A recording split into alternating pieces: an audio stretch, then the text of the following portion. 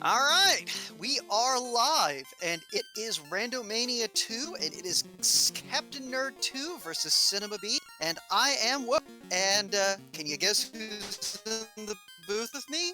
That's right, it is my perennial partner in crime, Woat. What do you have to say tonight, Woat? I mean, it's a night, we're live, and we're gonna do this. This is a draft. So both of these players are going to be rolling with a fighter rainbow. Captain Nerd picked the fighter and the black mage. Shinobi picked the red mage and the white mage.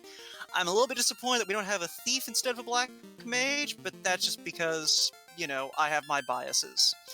But this should be a pretty entertaining match. Both of these runners have shown some promise in their first two rounds, and I'd honestly say they're probably pretty evenly matched. Yeah, I'm apt to agree with that assessment, but you know what? Let's go ahead and get them underway. Well, we'll get them underway as soon as Captain B gets back. I believe he is fetching some water so that he will not dry out, like we are very likely to.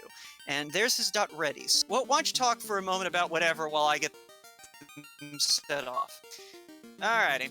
So it's one of those things where I think what we're really going to need to see tonight is whether or not I remember it's Fire Week rather than Earth Week, because I definitely forgot about that a few times. And yeah, that's pretty much all I have to say on the subject. So, one moment and we will get this show on the way.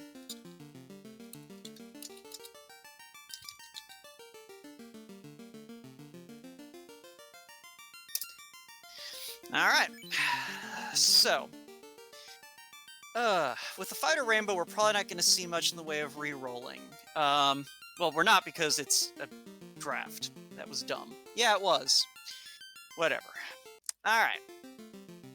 So, we just gotta wait for the stream to catch up. So, what do you think? Do you think we're going to see an early Volcano play tonight? I wouldn't put it past him. Shinobi with the early accidentally hitting B instead of A. That is all of my fears right there. Ooh, and we've got Life, Exit, and Exfer at level 1 White Magic. That is a potent combination. And Black Magic has Lit 2 and Brack.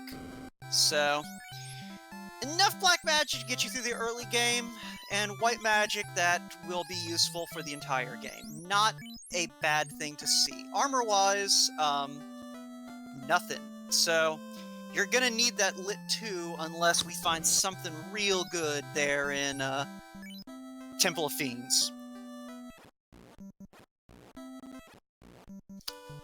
So, let me see here. Captain Nerd making a beeline for the Temple of Fiends. I can't blame him. He's got all the tools he needs to off Garland. You know, if he wants to take a fight on the way, then he can. But, yeah, he is going straight to Garland. He wants to find out what his starting key items are. So what do you think, Woat? Think we're gonna see an early canoe tonight? Probably. I mean, it's one of those things where, with these flags, you're possibly gonna see a canoe early, just because that volcano is gonna be locked until you get a canoe. Because you either need the canoe for the airship or for the, getting to Volcano. But the king and the princess give us a crown, or a chime and a bottle. Knew it was a C word. So, if we do find a canal fairly quickly on, there is a good possibility that we are going to at least get ourselves, an early sky play. And yeah, in theory, we probably could have set the timer going, but technically that's not our problem, so, yeah. Y'all are just gonna have to trust us that it's about 2 minutes into the race, because I set them off almost exactly at, 6:01 on the nose. 11 seconds off, so, yeah. Unfortunately, anyone watching the VOD will know how long this race has been going, because they can just look at timestamps, so... I mean, it's not the end of the world if we don't have a timer. Just, you know, a thing. But there we go. Now it's set. And, oh! Sharks have thunder. That's lovely. This, boys and girls, is what we call a seed where you really hope that you know how to encounter manipulate. Because otherwise, you are going to die. And I didn't see if that ghoul just punched Cinemabee's fighter really hard, or if that was a death touch, so... I guess we'll find out later. Because, we'll see more ghouls. And there we go. The one problem with the run feature is sometimes it makes it hard to make your left turns. Cinemabee opts to go with Lit 2 and punching. I think that oh, he's just gonna reset out. That makes sense. All he found was a helmet that didn't actually help him, and some cash that's not worth the trouble. But Captain Nerd has a canal, so, yeah, all bets are off. We could be looking at a lot of things. So, he opted to do dwarves first, which isn't a bad play in and of itself. A lot of runners in this tournament have favored Canaria and then straight on to Provoca. A, because that gives you another of those incentive items, which, since the Thor's Hammer and the Opal Bracelet can land at the Pirates, that's actually really helpful early on, and later on too, but especially early on, and with the equipment situation, I think you also are just going to want to look at the armor shop in Provoca just to see if maybe we can find something to put on that fighter, because as Captain Nerd learned, things punch hard. But yeah, Cyranus, our restreamer, pointing out in chat, the main reason you see that early Provoca play a lot of the time is there is a very good chance you're going to see Adamant or TNT early, just because the later it falls, the less likely something useful is going to be behind it. So Captain Nerdhagen decides, you know what, let's hit up Provoca first and see what we can see. And I do not disagree with this play. Cinemabee picking up some time here on Captain Nerd by going to Provoca first. He's about to learn a very hard lesson about the sharks having... well, he might not. Okay, so Cinemabee has not yet learned about the Thunder Sharks. And we're going to go visit the old lady. On our way back to the Dwarf Cave for Captain Nerd, because he knows he has to go there, because, yeah, he wants that canal. Like... yeah, we would need to find a, floater in Elfland's, like, item shop and get the canoe from Atoya for him to not want to get that canal right. But yeah, yeah, Cinemabee does not know about the Thunder, and that's working out for him right now, because that meant he got a little extra money and experience over Captain Nerd. In the long run, it probably won't matter, but it is one of those things where if the equipment situation remains somewhat dire, which, okay, look at Cinebee's side, we got chain armor, that's good enough. That'll get you through most of these early fights without getting just completely smacked like Captain Nerd was. But yeah, we're gonna see what Matoya has from Captain Nerd if I had to guess. And Cinemabee will probably not be too far behind him, just a little more confident, because he is going to be armed to the teeth. Ah, I missed Lock 2 before, so... Zap, Ice 2, and Lock 2 for Black Magic, and... I believe we saw... yeah, Wall and Ruse in the White Magic, so... not a bad combination, especially with both of them having these fighters. They're going to want to find that tail, because that is going to make it a lot easier for them to actually, you know, keep... oh, and A-Rub. The spell no one actually uses, but I always am a stand for. But regardless, we've got Pure, we've got a giant sword, that's... ooh, and a ton of money, alright. And Matoya's sending us to talk to the Elf Prince. That's vanilla, isn't it, Woat? Yeah, it is. Are you gonna say it? No, I'm not. I have standards. Jeez, sorry. yell at a guy for saying something. Yeah, I will. Anyway, folks, ignore my booth partner here. So, Shinobi, following Captainnerd's footsteps, they are both probably going to be heading down to Elfland to see what that herb is hiding. A canoe would be wonderful right now. Captainnerd knows that the world is his oyster. Shinobi does not have that information yet, but unless he decides to take a huge gamble, he is going to learn that pretty quick. And we've got chat hoping for a key, and someone pulling for that key to lead to loose TNT. So, apparently everyone just wants to do a fetch quest. I didn't see what was casting lock there. I assumed the Sahags because I figured the sharks would be too busy murdering everyone. But they also didn't cast lock, so I don't know what's up. I guess maybe the sharks then have spells and skills and picked up lock and thunder. Which is just kind of rude. I mean, maybe I misread Jack as lock. It's entirely possible. Actually, you know what? Now that I think about it, I probably just misread Jack as lock. This is the problem with having a one-eyed guy watching two screens, is, sometimes they miss things. And even when you have two one-eyed guys, when those two one-eyed guys are just one guy who keeps talking to himself like he's two guys, that still is a net sum of one eye and hello, floater. Okay. So, y'all like looking for canoes? Because, I think we're looking for a canoe now. Oh, hi, Nuke. And Quake. And Temper. Yeah, so this was the right seed for Mage Rainbow.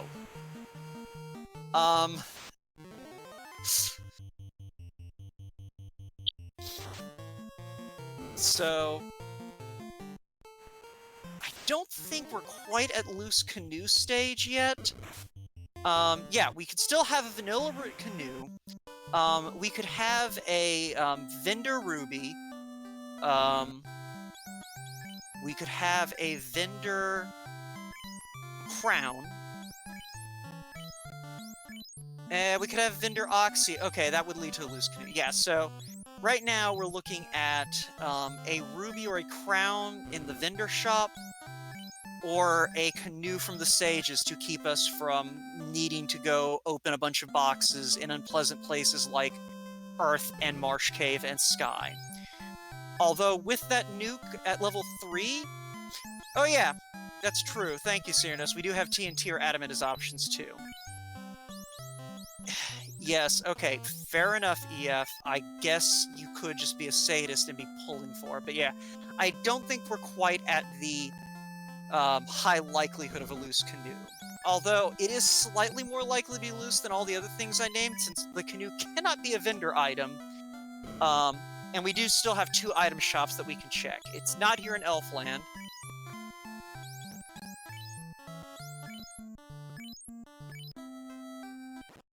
But yeah, so that was a pretty solid 3 and 4. We've got Fire 3 and Quad X sitting at level 4 magic, Cure 4 and Heal 3 between 3 and 4, and then Nuke, Quake, and Temper like I called out before. So, I usually like to... Oh, Shinobi is just going ahead and making the Marsh gamble. He is assuming what he needs is somewhere in Marsh, so he's just going to go for it, which... He might just be thinking the canal's there. He's playing the odds. He knows there's 2 chests at Dwarves, and the seas are hostile. Actually, I don't know if he does know the seas are hostile, but regardless, he knows there's only 2 chests available at Dwarves, as opposed to the... I think... 10 or 11 in Marsh Cave. So, just playing the pure odds, he knows that, this is the, better gamble for that, canal. We know in this particular seed that it's a bad gamble, but I mean, when you're playing 5-to-1 odds, you can't blame someone for playing the better chances. That being said, with that canoe still at large and that floater already in his pocket, if it does turn out we have a loose canal that landed in Marsh Cave, this would be huge for Cinema B. Because yeah, like is being echoed in chat. When Marsh pays off in a big way. And Marsh does at least furnish a Sun Sword, which on that fighter, that's pretty much the best you're going to get short of finding a Maza, without a clash change. So, that is very good for him, and making the interesting decision to pop that silver armor onto the red mage rather than onto the fighter, which I don't hate, but oh! That was Blaze out of the scums.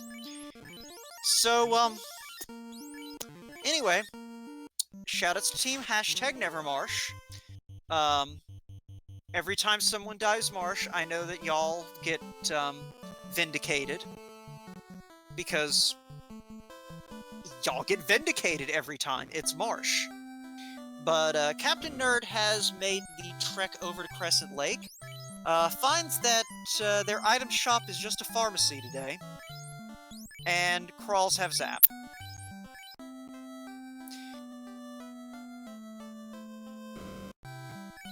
Okay, so anyway, Marsh is awful. Remind me when I have to do a recap in like an hour to tell everyone that. Also, Fast is Black Mage / Wizard only, so that's really good that they have the rainbow, and we have a vanilla canoe. Captain Nerd will be Airborne, so this is not great news for Cinema B, because that makes the time he's spending in Marsh just that little bit more painful. I'm gonna go out on a limb here, EF. I don't think that the Elf Prince hands you the floater in vanilla. Oh, Cinema B... Hopefully he remembers, incidentally, that he has exit. I don't know, it really hasn't been. We got the chime and the bottle out of the King and Princess, and BK gave us the crystal. And the canal was over at... Well, okay, the canal was French vanilla, because you at least got it from the Dwarf Cave, but... I don't know, it's not really super vanilla. It's more like... It's not even really French vanilla, it's like... vanilla orange Coke right now. Like, yeah, the vanilla's there, but you can also tell there's a lot of other flavors involved. But either way, Cinema B does have exit, and he has gotten out, so... Anyway, we see Fade and Ice 3 and Gaia. So that Fade, at least, is going to be used for the White Mage. And I didn't see what slot that Ice 3 landed in, so it may be Red Wizard learnable, but honestly, with that level 3 nuke and Fire 3 at level 4, I don't think there are going to be very many situations where that Red Wizard's going to be using Ice 3, even if you do get it. That's like the third seed I've called where the fairy had the opal bracelet, but you know what? We take those.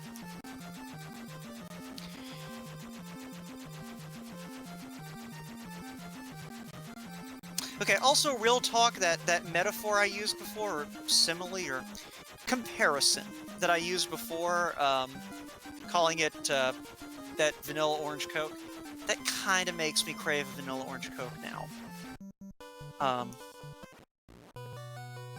I just thought that y'all would like to know that. Because if I have to have that subtle craving, I hope to at least infect someone else. So, anyway, getting back to things, Cinema B has gotten down to the lower level of Marsh.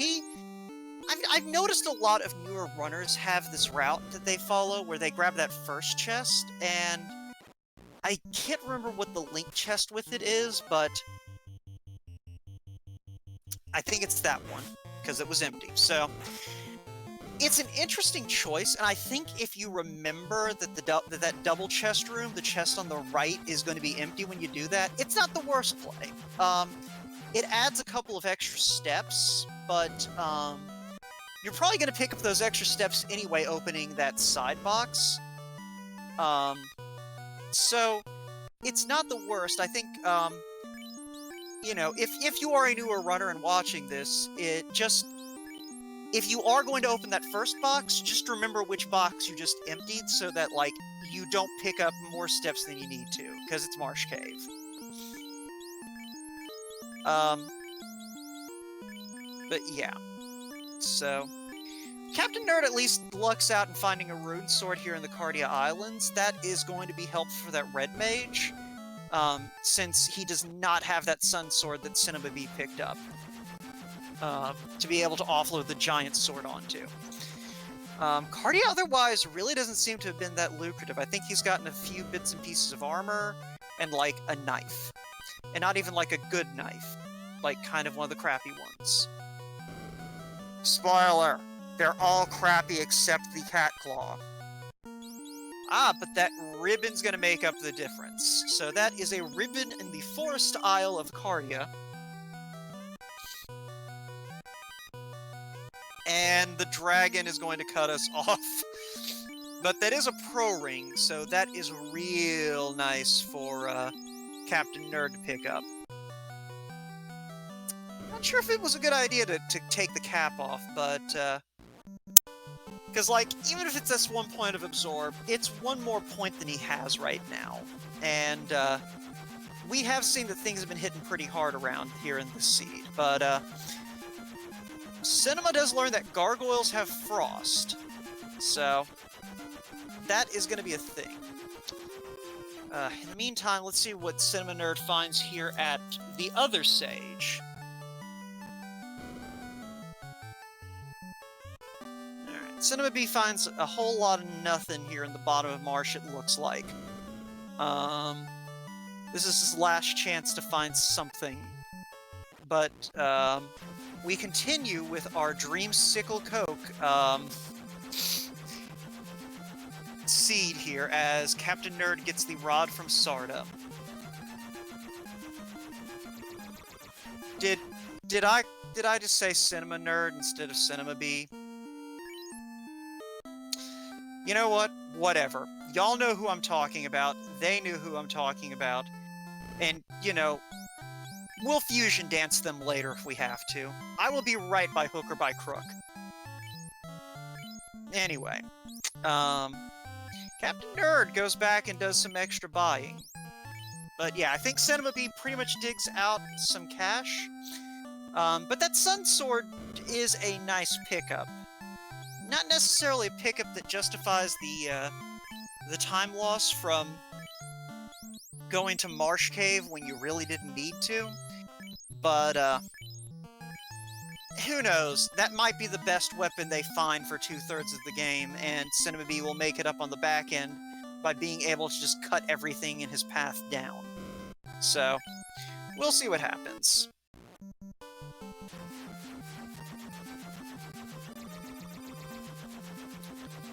That was your 5 seconds of Woat taking a sip because he needs it. Alright, so Cinema Nerd has pretty much... I did it again! Captainnerd has finished his survey of all of the free spots. So it looks like we are going to make a trip down to the volcano. I don't hate this play. Volcano is probably one of the better dungeons in terms of being able to make quick forays into and get out and go right back in. So, he's not going to lose a lot of time if he has to make a couple of dives down to get everything he wants.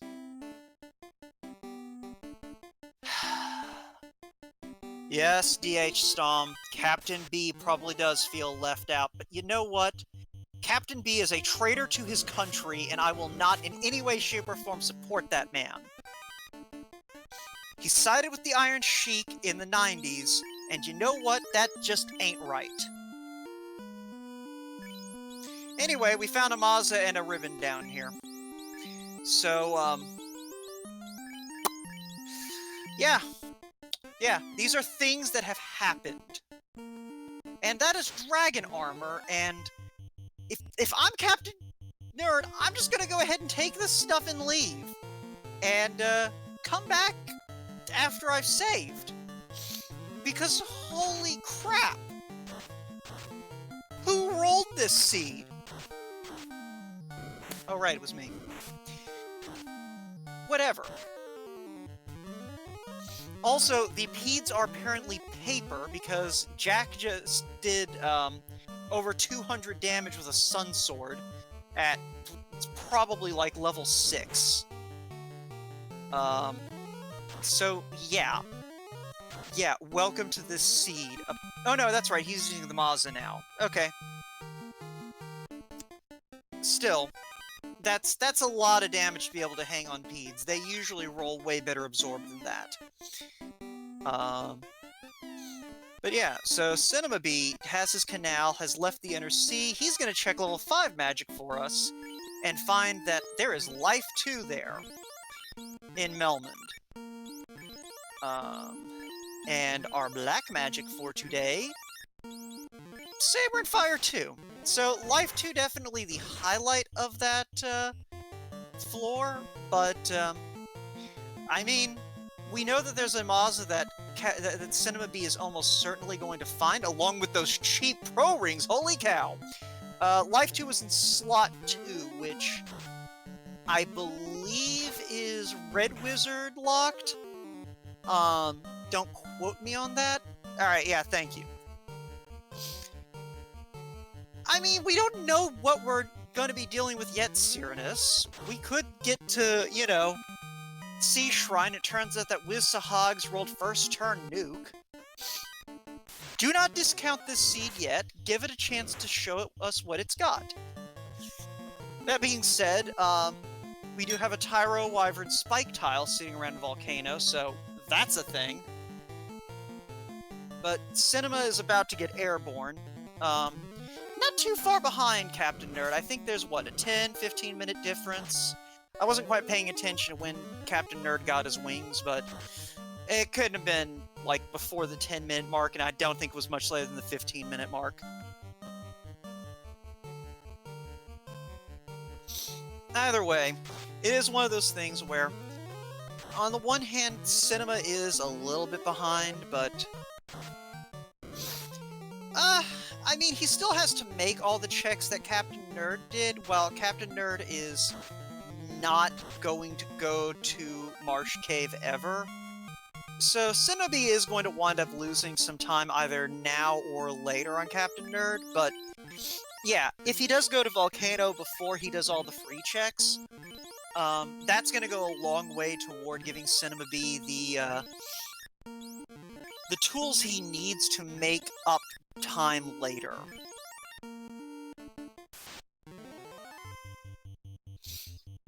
But, right now he's going to go get his wings, and we're going to take to the skies.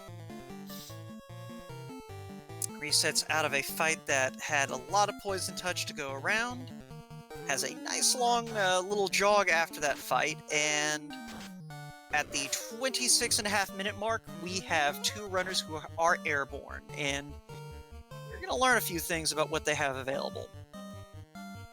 Cinema opting not to check the Gaia Magic shops. Not a bad idea, because, honestly, he's not going to really need anything from them. That Fade might be nice if they have to grind in the endgame, but you have level 3 nuke, and you have a red wizard, and you have a red mage and a black mage. Fade is not going to do much for you. Captain Nerd continuing to plumb into Volcano. I'm assuming that he exited out there, but I'm sure that chat will correct me if it turned out that he got his teeth kicked in by the monsters. So, there you have it.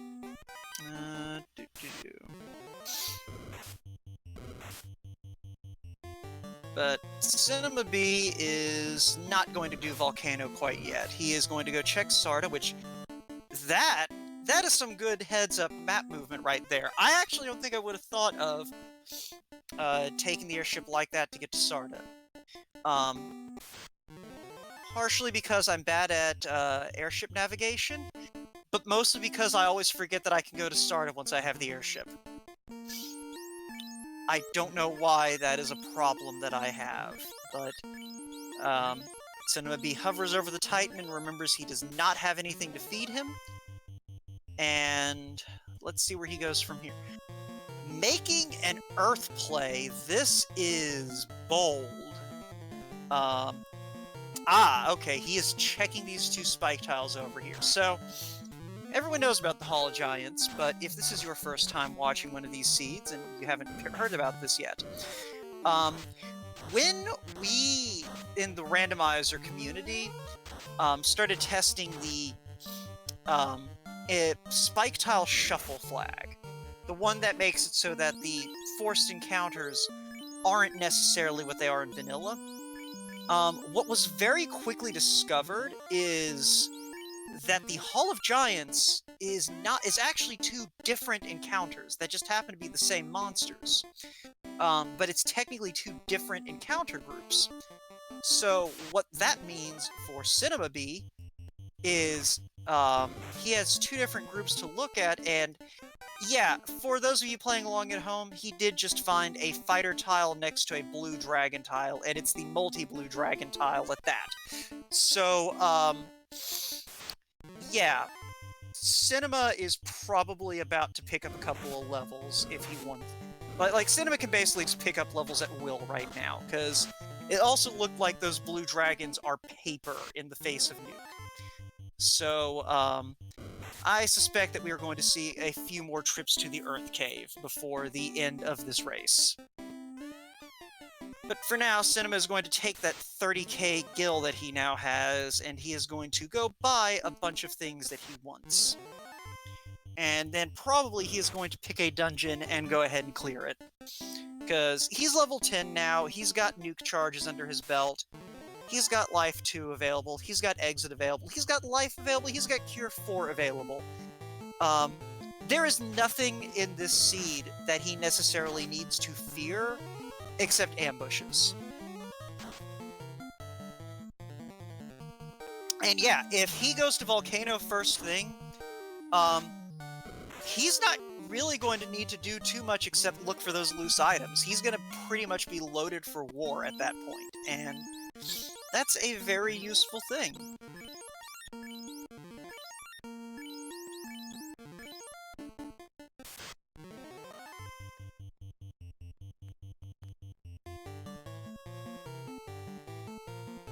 But yeah.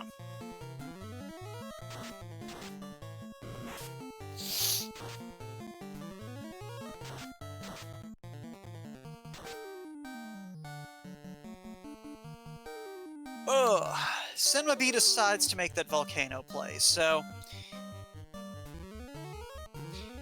it is one of those things. He definitely still going to need to go make some checks. We do know that there's a ribbon waiting for him in the Cardia Islands. He's going to probably put that off until he goes to get until he finds his tail, which we know isn't there, so he will eventually find it, maybe, unless it's loose. Captainnerd is currently fighting these Tyros for some experience. Not a bad play based on the information we have. We just know he has. We, the viewers, however, with our ability to see into an alternate timeline, know that there is a much better grind in another early Fiend dungeon. Anyway, while Captainnerd is doing this grind and Cinema's opening boxes that we've seen already, question in chat: can you shuffle where the trap tiles are at? Yes. That is actually a flag that has at least been tested before. I don't think it's ever even made it to the alpha site, because the big issue is basically placement logic for the trap tiles. It's kind of a situation where just like because... Yeah, I think a lot of it just comes down to the fact that because you don't know where the spike tiles are, yeah, it's kind of a situation where, you know, you lose a lot of experience and a lot of dungeon threat. Excuse me. For not a whole lot of gain, because, the thing is you either need to place them in choke points. Yeah, yeah, basically, that's the issue, is it's hard to place them in rooms in such a way that you're likely to step on them. I mean, I'm sure that there are ways that you could make it work if you, really got down to it, like, made a list of, choke points on every floor and took it from there, but yeah, for the time being, it's kind of one of those... You know, let's worry about it later. The big issue, Jat, with doubling the size of the pool is the spike tiles work on the same logic that the chests do, where you're not looking at an index that's kept somewhere that's just like, you know, when, you know, such and such tile is associated with this encounter. It's such and such is a tile. Whenever this tile is stepped upon, you get this encounter.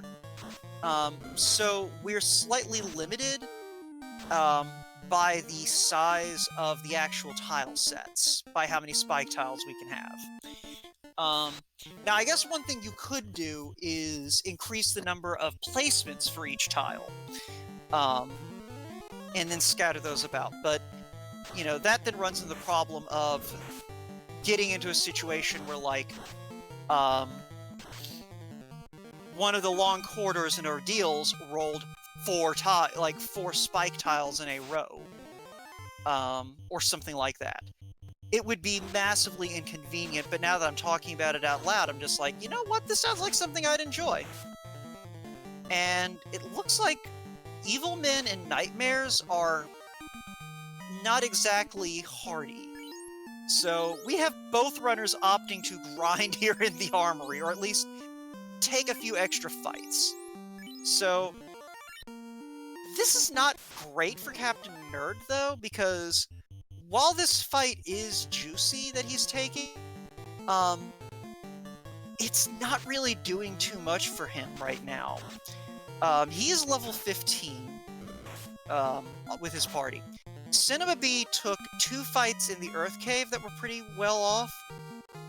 Has taken a couple of, like, 3 of these Nightmare Evilmen encounters, and he's only, like, 2 levels behind.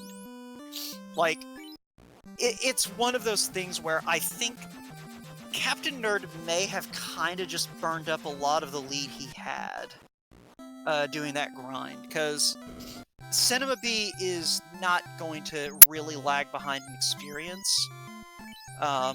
And, you know, this isn't like Dragon Warrior Randomizer, where, you know, you're generally picking up a lot of it, like, and if you keep taking fights while you're exploring or something, you'll maintain a lead, in experience, because, generally speaking, you're only going to be taking the fights that, you know, you can easily clear for XP. And your opponent can easily find places to grind, and yeah, like, it's kind of one of those things. Captainnerd is not going to be keeping this experience lead up, most likely. Especially because if he doesn't check Hall of Giants, Shinobi is going to be able to, like, easily pick up a lot of speed on him by just going and killing those blue dragon encounters until he's, well, blue in the face. Speaking of those Shinobi, he does at least get the lucrative amount of wealth available here in the armory.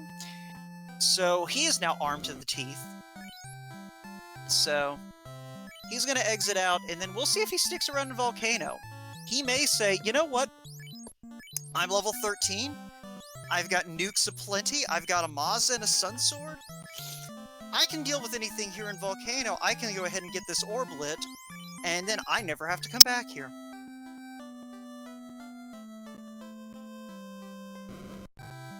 But yeah. Now now that I've had a minute to think about what I was babbling about before about Dragon Warrior Randomizer. Let me try this again. Yes, experience leads can happen, but they tend to be a lot less important in Final Fantasy 1 compared to Dragon Warrior Randomizer, because basically, once you have your 1 through 4 spells available, that's most of your casting. So, yes, getting to higher levels is nice if something you need, like Fast or Temper, lands in a high slot. But at the level that Captainnerd and Shinobi are at right now, that lead... Basically, the lead gets less important with every level you gain, in a lot of ways. Especially once you hit 24. Because 24 is the point where that fighter gets his 5th swing of Maza. You're probably not in these flags going to need to go to the next tier up, which I believe is 32, to get a 6th swing with Maza. So, it's just one of those things where, yeah, the value that Captainnerd is getting from that grind is going to diminish very quickly. Like, Captain B, just by virtue of opening boxes in Volcano, is going to wind up getting most of those levels. So, I'm not saying that taking a few of those Tyro Wyvern fights was a bad idea, especially once he saw how easy they were. I think it's just a matter of, like, recognizing when you're hitting diminishing returns. If you're needing to take 2 or 3 fights to pick up a level, and you're not, solo grinding or something like that, you're probably better off continuing to take fights. But I'm also an advocate of the walking grind, so a little bit of that is just me thinking of my biases. Captainnerd not landing on the Oasis.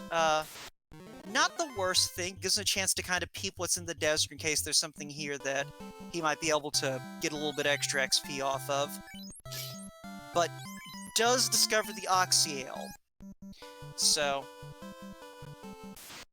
his parking spot, not necessarily the worst idea now, except for the fact that he still has to walk back to it. But he is going to be able to go ahead and clear out Sea Shrine and Waterfall, which he's level 16 now. He should be able to handle all of this with the spell spread he's got. So, we'll see what he does.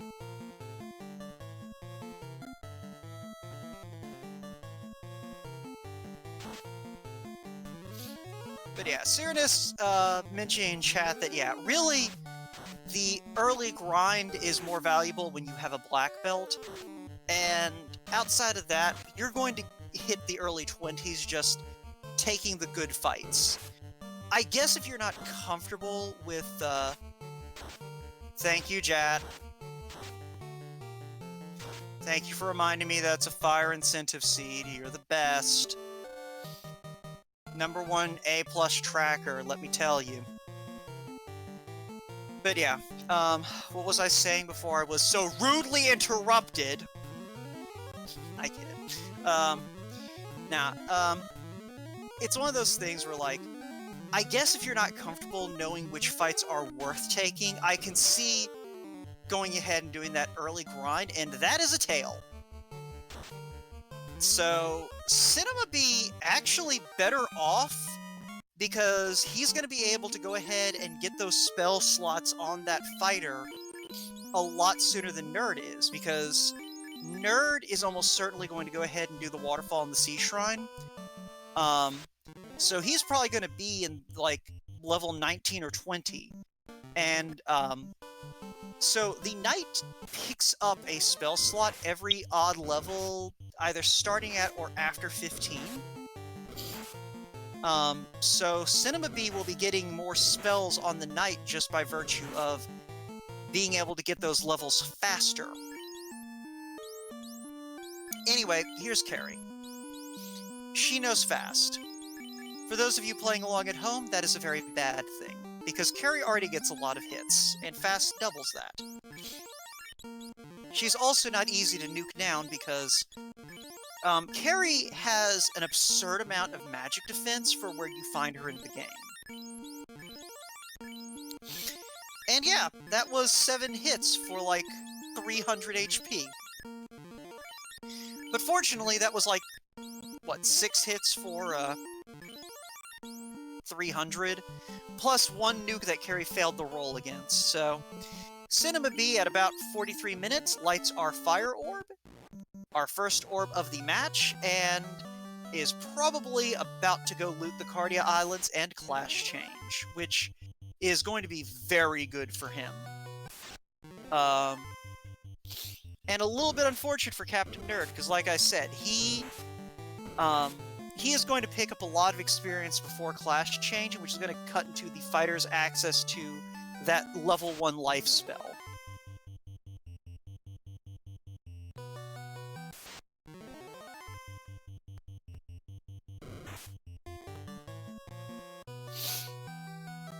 So,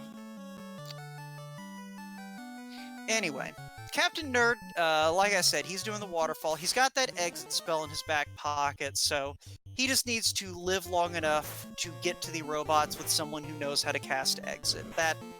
That is not going to be an issue.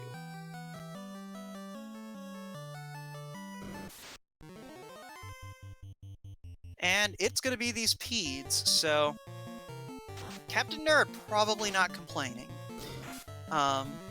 Okay, so that must have been 3 hits against Carrie, because that's fast there. And Cinema B did not have that. But whatever, he is off to get his promotion, and Captain Nerd finds some money and a couple pieces of armor, but he does get an adamant out of Marcy the robot, so that's nice. Anyway, Cinema is down at the Cave of Bahamut, the King of Dragons, and we are about to see our first class change of the match. So, alright. At this point, I feel like it's safe to say Cinema probably has a slight advantage on Captain Nerd. He's got better gear, he's got a class change already, so he has access to any spells that he's high enough level to cast.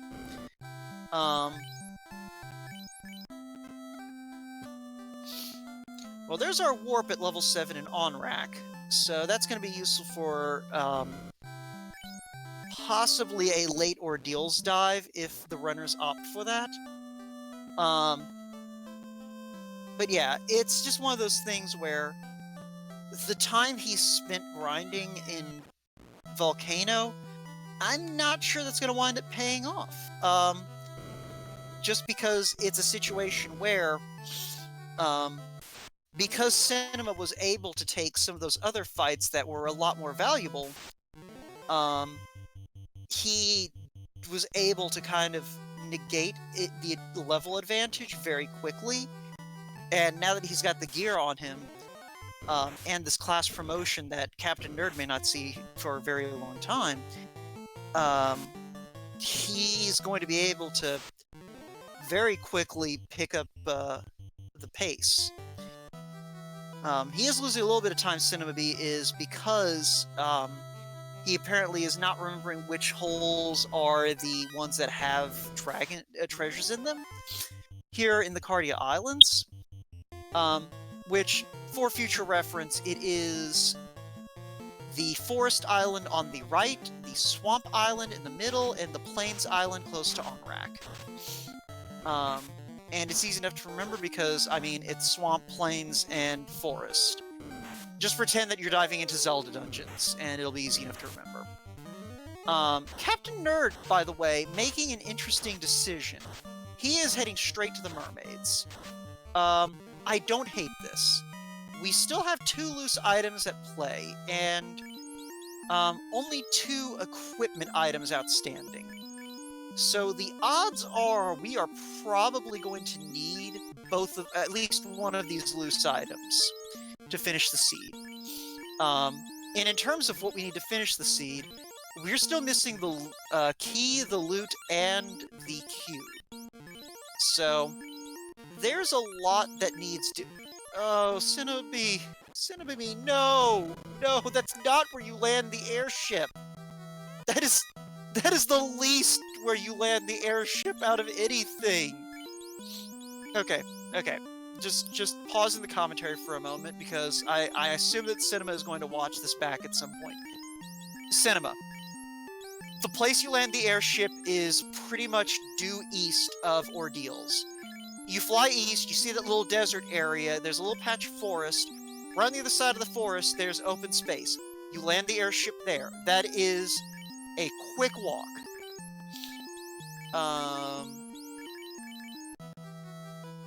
Like, yeah, you basically, just doubled the length of your trek by landing there. Because that desert you just walked past on the screen there, yeah, just on the other side of that. It's about a screen away from the edge of the desert, so...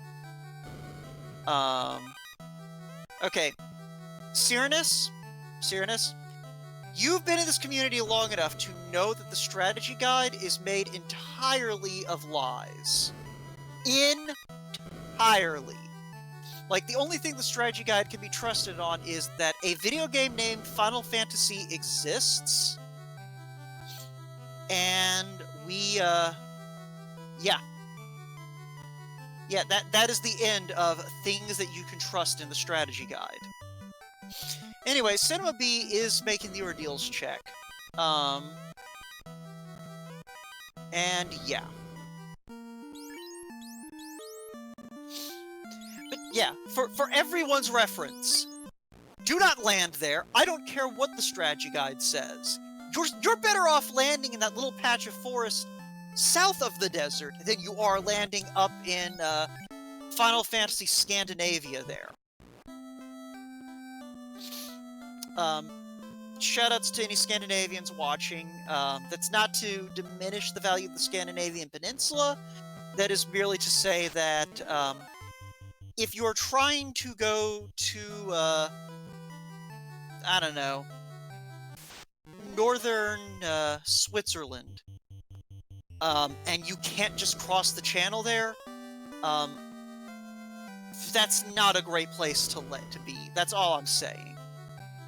Also, I guess technically the way that continent's shaped, it's more like trying to get to Spain by landing in Sweden. You get my point. And that point is... don't. Just don't. Anyway, Cinema B probably wishing that warp had landed somewhere a little bit nicer, because he is currently trying to weave his way through this pillar maze. And... at least seems to have made all the right calls as far as the forks go. At least until he got to the 4-pillar room. And, no, he made the right call there, too. That was very clean.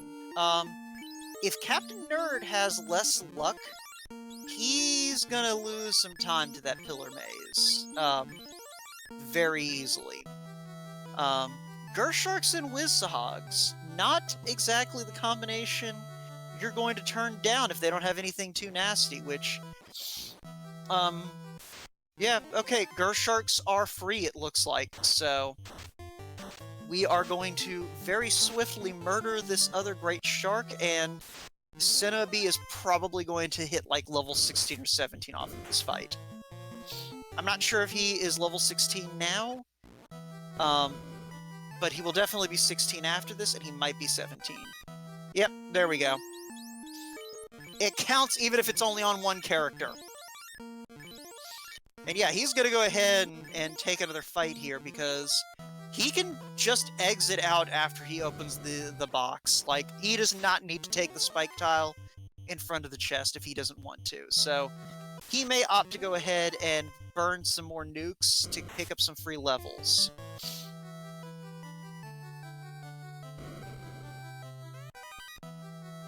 Not really sure Captain Nerd's found anything exciting here in C. I will be honest, I haven't been paying too much attention, but Jat, our tracker, that's Jat2980, does mention that we found a crown loose in C, so let's see, I believe that means that we've now got an adamant and a crown to turn in. I don't know if Nerd is just waiting for himself to get back down to the inner sea when he goes back to Volcano and to check ice to turn in those things, or if he's holding out to find the TNT, but we'll see when he decides to go look into those two things, because at least Adamant and Crown are things you can check together. But speaking of key items that we're turning in, Shinobi finds a ruby as well as a pack of Kareebs. Which would have been nice to see earlier on, but at this point, not worth. So he is going to just exit out, he is going to camp out, and then we are going to watch the long hike back to his airship. I love you, Cinema, but really, man, never park there again. Please. For your sake. Because no one, not even my worst enemy, deserves to have to walk back there. Yeah, no, see, I do agree, Sirius. He does use the free river tiles. So, for those of you who don't know, you do not take an encounter on the first step onto or the first step out of a river. So, you often will see runners take advantage of that, especially around ordeals and on-rack, to kind of cut a few encounters out of their routing. You'll also see it with an early canoe play, if someone, like, alright, in seeds where you don't get the ship for free, you'll see this if you get an early canoe. You'll see runners opt to go to Dwarves and then head south from there, and use the river tiles on the way to, like, Elfland. If you don't have a ship, that's the way to do it, in terms of avoiding encounters, making that check around to Elfland with the canoe. The only reason not to do it is if you'd rather gamble on the Provoca and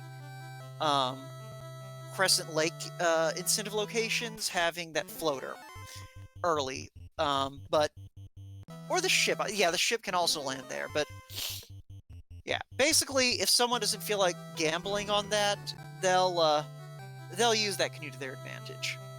But Cinema B has finally made it back to his airship after 10,000 years, and we'll see where he goes from here.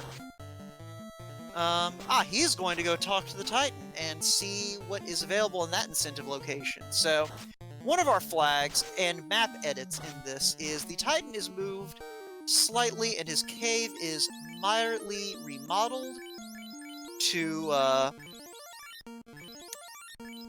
make it so that you must give him the ruby to check these 4 chests.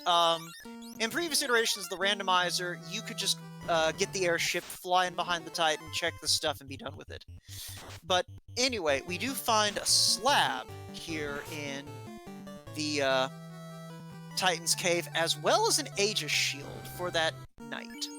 So that is very good for Cinema B. He now has coverage across 4 of the major elements. Poison, fire, lightning, and ice. So a cast of A-Rub or a Pro Ring will give him pretty solid all-around protection. Actually, you know, I never really thought about that, but yeah. If he just pops if he picked up A-Rub and just pops that on the Knight, with his current configuration, he'll be safe from everything except the time element. And obviously he also has Wall, so he can just wall the Knight and be done with it, but either way, his gear situation pretty good. Captain Nerd, meanwhile, has pulled Kraken-1, which Kraken-1 is a very scary fiend, just because, yeah, you can brack him like Nerd just did, but if you don't get that Brack off, or you don't have Brack, then Kraken 1 can oftentimes just be very, very, very rude. Shinobi trying to land on that Oasis. There we go. So he is going to find that Oxyale. He's easily able to afford it, and I would be surprised if he doesn't also go ahead and make that Waterfall Sea Shrine play, and I am very surprised. Not gonna lie. He's gonna go ahead and go check this Lefane key item location.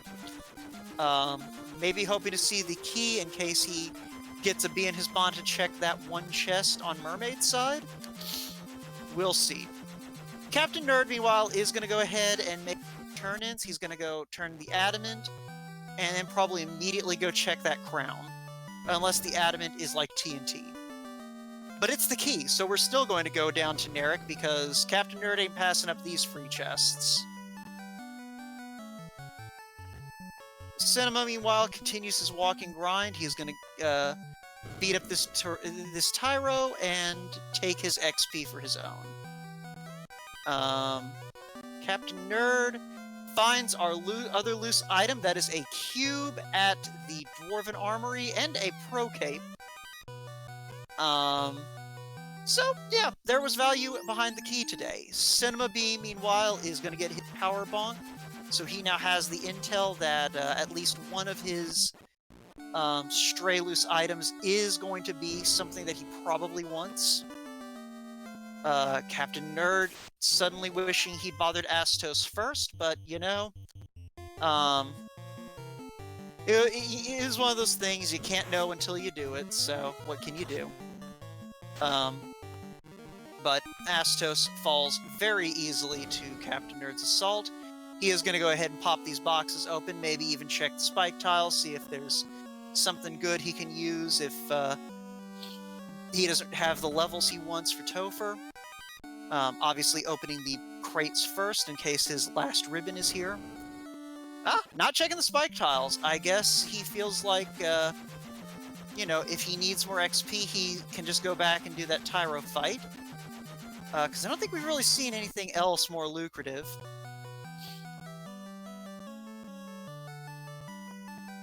Cinema Bee trying to make up his mind where he's going to go from here. He's got the key. Oh no, Captainnerd has the key. What am I talking about? Didn't see what Narek handed over. Oh, the Thor hammer. Alright. So, even if Cinema Bee doesn't necessarily check where he needs to check right away, once he has the Adamant and the crown in hand, he will be able to work out that he needs to find the other loose item, which fortunately with that key, he's going to figure it out pretty quick. So, yeah, once he makes the trip to, I believe that was Waterfall for the Adamant. Yeah, so once he makes that trip to Waterfall, he will be able to pretty much at least know what he needs to know in order to clear this. But for now, he is going to focus on these incentive locations. He is heading into the Ice Cave. And he is immediately getting jumped by unrunnable mummies and cockatrices. Hopefully these mummies aren't like they've been the last couple of seasons I've commentated and horrible. Instead, it looks like the cockatrices decided to play the role of, hi, we're going to be mean. And I say fortunately because they just have heat and there's 2 of them. So, either way, Cinema Bee in Ice, Captainnerd in Temple of Fiends, checking these key lock doors. I'll be surprised if he doesn't also pop into Canaria and Elfland to open their boxes and see what he can see. But, after that, I'm not sure what he's going to do. He has access to Earth Cave. He still needs to go finish Volcano. And he can do Sky. In his shoes, I would be inclined to do Sky. As he takes the long way around here in Canaria Castle. The right-hand side is much faster for getting these boxes.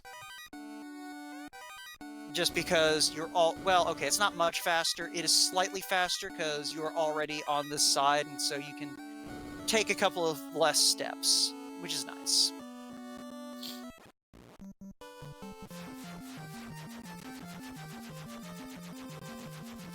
Yeah, actually, I guess it is like 3 steps more to go that way. I just never think to do it because I like going anti-clockwise, because I'm a rebel. And Captain Nerd, also coming to Ice Cave. I do not believe either runner has warp, so we are at least going to see one full loop, which... We'll see how many of these boxes Captain Nerd opens. He already has a Mazda, already has dragon armor, already has all the money he really needs, so he could opt to skip these chests. Yeah, he's 2 ribbons even, so... and he knows that he's got the loose items, because he's got the loose items. So he could opt to make a play here to just go down, get the incentive chest, cast exit, done. Cinema, having found neither of those loose items, is probably going to open every box down here. And I didn't see what tile had the Frosties, but... oh, no, that was just a random encounter, because Ice Cave loves you. And it wants you to stay here forever. Cinema doesn't run into any more fights here in the hole room. And he is going to go ahead and heal up before finding out what is living on the undead tile today. And it is more Frosties. Okay. He's going to take this because this is a delicious experience. Delicious experience. Yeah, these things have like maybe 200 health. If it weren't for the fact that they were dragons, this would be a no-brainer. And honestly, if he's got Fire 3, I would just be busting that out on them, because I think they have a vulnerability, and that's going to wind up leading to more damage than Nuke, I think. Just in general, because you're more likely to actually get the full damage rather than half damage. And the damage you do deal is going to be increased anyway, so... Flame armor. If either player had brought a ninja, that would be fantastic. They didn't, though, so that's basically just either going to get thrown away or is going to be cashed in for extra potions and whatnot. Excuse me. Let's see. That gold bracelet's nice to see. And that's a pack of mucks. I don't think that's an issue. Alright, Captain Nerd, surprising me. He is opening boxes here in ice. I don't figure what he's looking for at this point. Maybe a defense or a white shirt? Something he can use that isn't incentivized, but does provide him with some extra firepower? And that would have to be my guess. Because I don't actually... Yeah, no, we never actually saw Invis 2 on either runner's screen, so that means it's either... Yeah, no, I think it has to be level 8, because... I think we've seen every magic shop except the level 8s. So yeah, the only thing we have is Ruse at level 2, so... Yeah, that would actually make sense then, if Captain Nerd is thinking, I really want a white shirt for Temple of Fiends. I do not want to have to deal with not having more than 4 shots of evasion on my fighter if I find the tail. Which he should at least be able to deduce at this point. The tail is in an incentive location. It's just a matter of him going to that incentive location. Which, in our case, that was... Yeah, that fire incentive chest, so... That's right, that's why he hasn't gone back and gotten it yet, because he did his fire dip early. But, Senma has cleared the spike tile off, and he will be rewarded with whatever this incentive item is. And in this case, it is that loot, so... believe that puts us in no mode. Because we know where the cube and the crown are, and those are the only two items Cinema Bee needs still. Oh, no, the cube and the key. You know what I mean.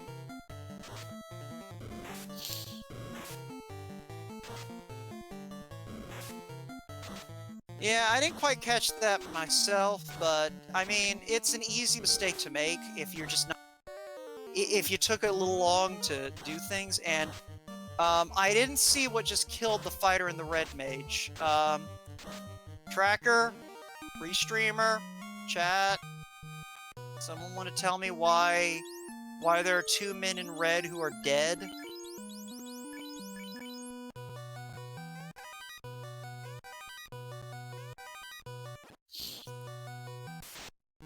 Thank you, Cyranus. I was asking what made their HP go to dead. I could tell that their HP was at 0. I saw it with my eye, and my ability to understand Arabic numerals.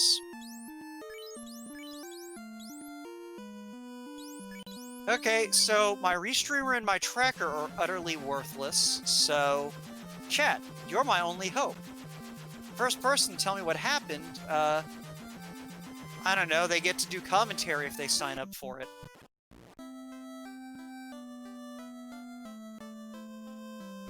Not with me or, like, on the stream or anything, just, like, in general, you get permission to do commentary. Spoiler warning, you would have had that permission anyway. But, you know what, whatever. Captain Nerd is done with Ice Cave. In spite of losing 2 of his light warriors to mysterious circumstances, he gets out with the tail. Immediately flies over behind... Really? Really? Really? Just...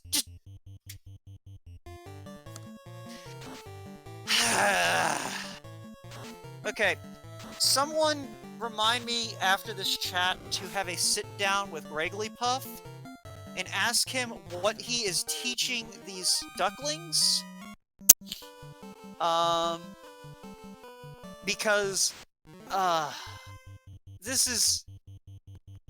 No! No one should be subjected to thinking that is the right move. No one deserves that.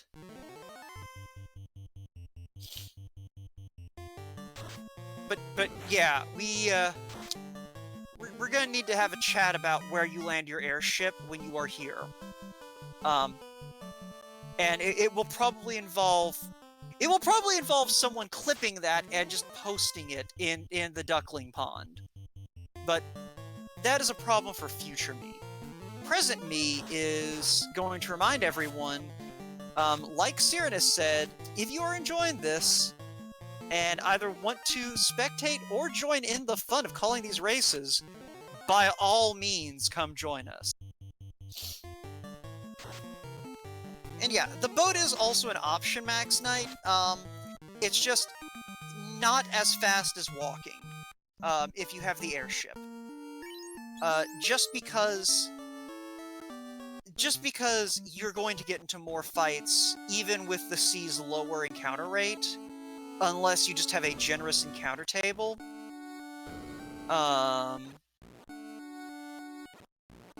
And yeah, especially with sharks having thunder, this is not the sea to be taking the boat. So it is good to know where to land the airship. Beyond that, depending on where you last parked your boat, you may have a much longer voyage. So I mean, yeah, if you're playing casually, it's fine.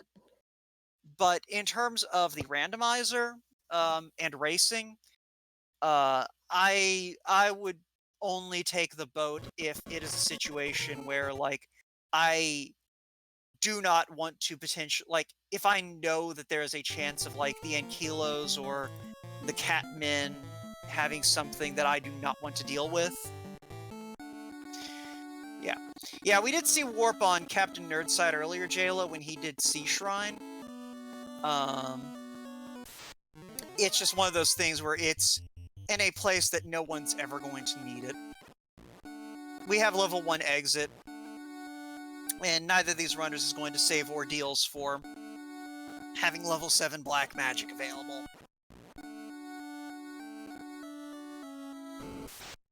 But yeah. Yeah, it's one of those things where, like, just in general, it's faster and safer to walk out the steps to Ordeals, especially because you can use the canoe to save a lot of steps near the end. And if you understand encounter manipulation, then and you have a table that allows for it, then it's a lot easier to just make the walk to Ordeals than to take the boat. But again, you need to know where to land, so yeah, chat, remind me to explain to both of them very nicely why they need to remember to land in the good place and not in the bad place.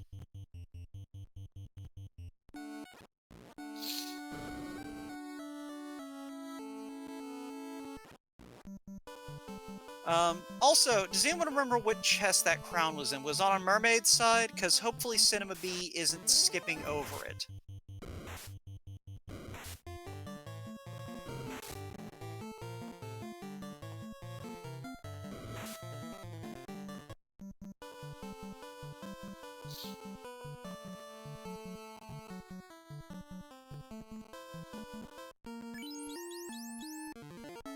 Okay, so it wasn't mermaids, so I am mildly concerned that Cinema B may have skipped over the chest that had the crown in it.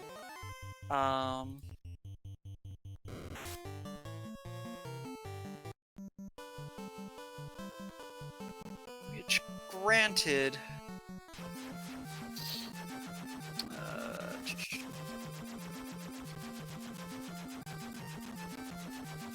the crown only leads to Thor's hammer, so it's not the end of the world if he misses it. The biggest issue is it means he'll not have that other key item.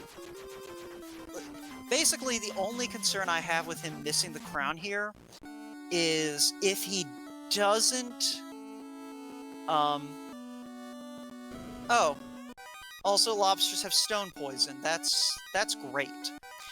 Alright, but now, if he misses the crown here, the biggest thing he loses out on is the knowledge of having the second loose item. Now, if, however, he follows this adamant after finishing up here, and he gets that key, and he takes that key, and he loots the Dwarven Armory and gets that cube, he's not going to care. He'll know that that other loose item just led to the hammer, because he has everything else. So... basically, missing that crown will save him time, unless he opts to hold off on Adamant until after doing, like, Sky or Earth.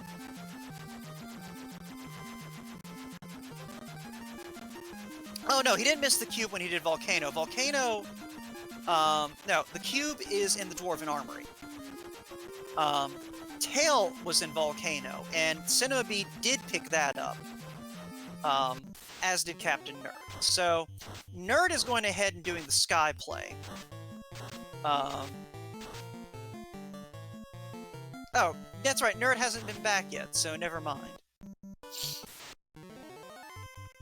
Yeah, never mind, Nerd hasn't been back to Volcano, so...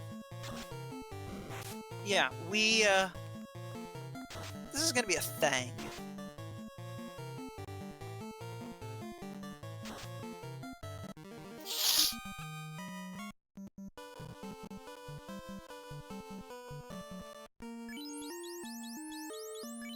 Because, yeah, Nerd is benefiting from that early Maza, but he still actually needs to class change if he wants equipment or life on that night. But that being said, Cinema B has lit our second orb of the match, getting us a water orb. So, yeah, if... right now, he at least is a little bit hedged in. Without the cube, he can really only check the bottom of Mirage, and he still has Earth to check. But the fact that he didn't go in for those mermaids suggests to me that he is potentially going to try and go ahead and get his orbs lit, and if he hasn't found all of his items by then he'll worry about it. Nerd is in what I like to call incentive go mode. He has all the incentive items he needs in order to finish the game. However, I don't know if he is in equipment go mode based on his chest checks. Since he does have both of the loose items, which were the crown and the cube. So, if Nerd is still opening boxes, that tells me he is not comfortable with his equipment situation. And we'll see how he handles the rest of Sky to get a read on that. I had theorized that he was looking for the defense of the white shirt. So, yeah. And hopefully Cinema B is now aware that he is in go mode. It will mean he misses out on the white shirt that Nerd just found, although that is in a if you're still looking for equipment, check here box. So, Cinema might also find that white shirt. But regardless, Cinema does now know he does not need to look for loose items. And okay, he is also not 100% clear on where to go in Canaria. And he is also going to wind up taking the left side, so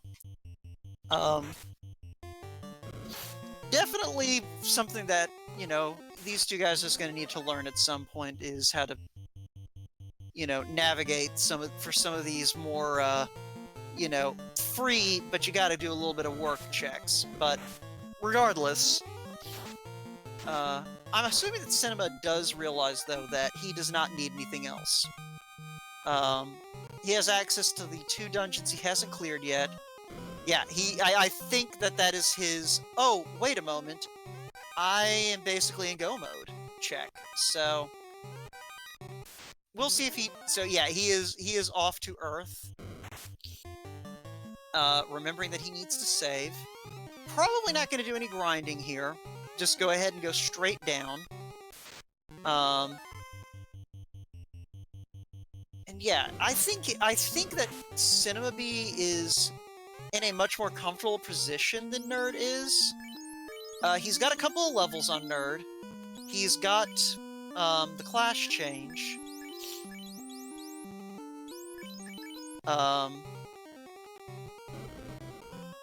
He's got all of the same equipment, plus the stuff that Nerd can't equip. And yeah, I do agree. I think that the tail is probably the biggest confidence booster in Cinema B's pocket, because he knows he can teach that knight ruse and life.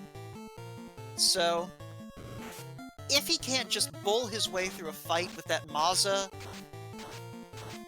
and those nukes, the option is available to him to at least get some defenses up on the fighter. Which is not an option that is available to Captain Nerd.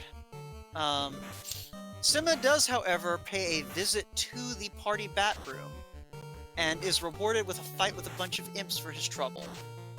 But he weathers the storm with a plum. And anyway, these cockatrices are about to die horrifically. And he's done. Alright. Not even bothering to check the Ich Bin Maya Memorial Earth Cave chest, which I can't blame him for. There is nothing that he needs in there. Probably.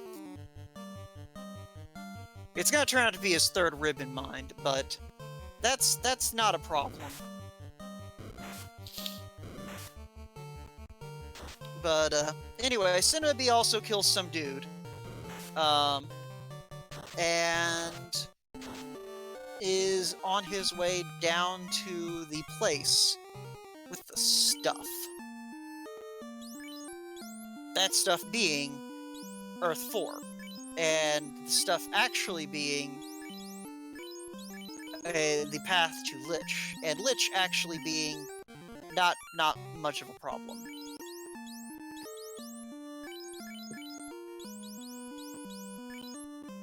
Hashtag legalize respect lich. Alright, so let's see here.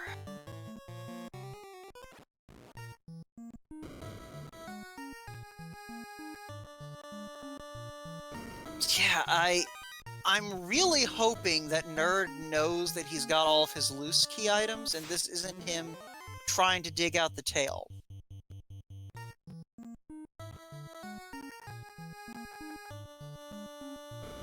I mean, honestly, J-Lo, without forcing Lich to be dangerous, Cinema was probably fine the first time he came to Earth Cave. And he just hit level 10 when he came to Earth Cave, so... There... Alright, Nerd currently evaluating his swords, realizing that the Ice Sword is way better than the Dragon Sword. Unable to equip that Vorpal, which would probably be preferable, but, you know, what are you gonna do?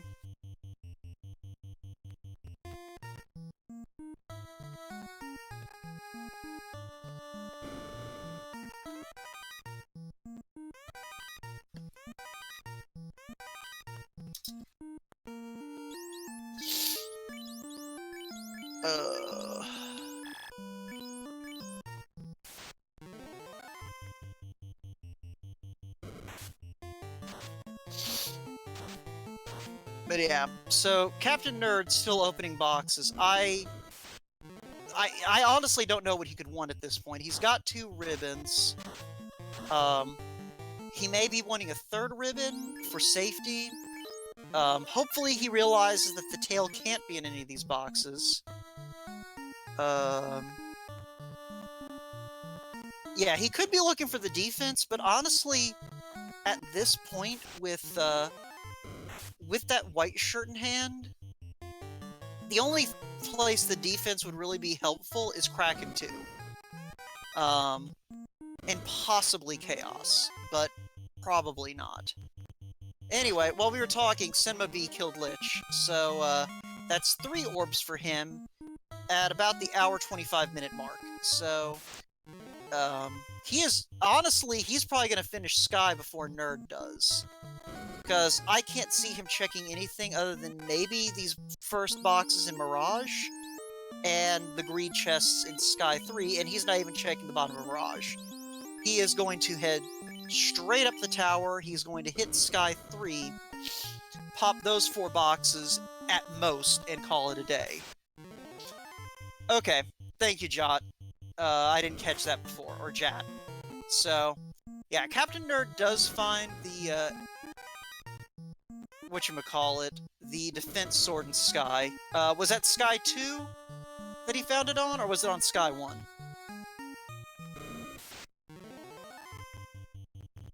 I'm gonna hang up and listen. But yeah, while we're waiting to find... Alright, Sky 2, so... Yeah, Cinema B is not going to find either of the evasion items. Which, that's not the worst. That's not the end of the world. He has enough raw firepower and levels to where he probably can just punch his way through most of the problems in Ordeals. You know, probably the biggest limiting factor is the fact he only has fast on that Black Mage, and Black Mages are made of paper.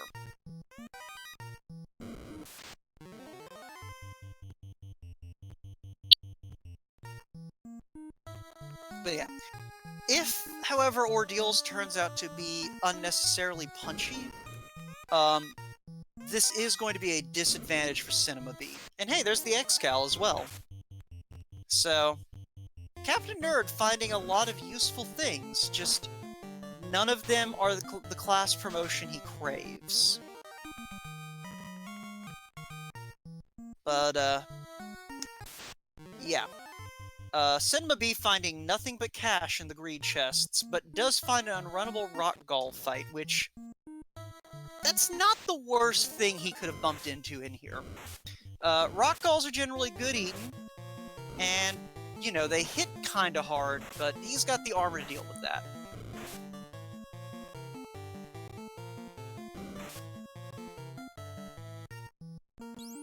So, excuse me, by the way, if I've been sniffling into the mic way too much.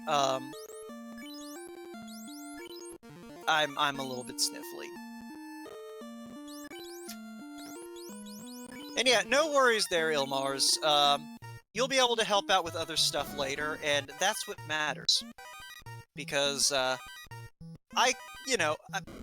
don't mind flying along with just other Woat.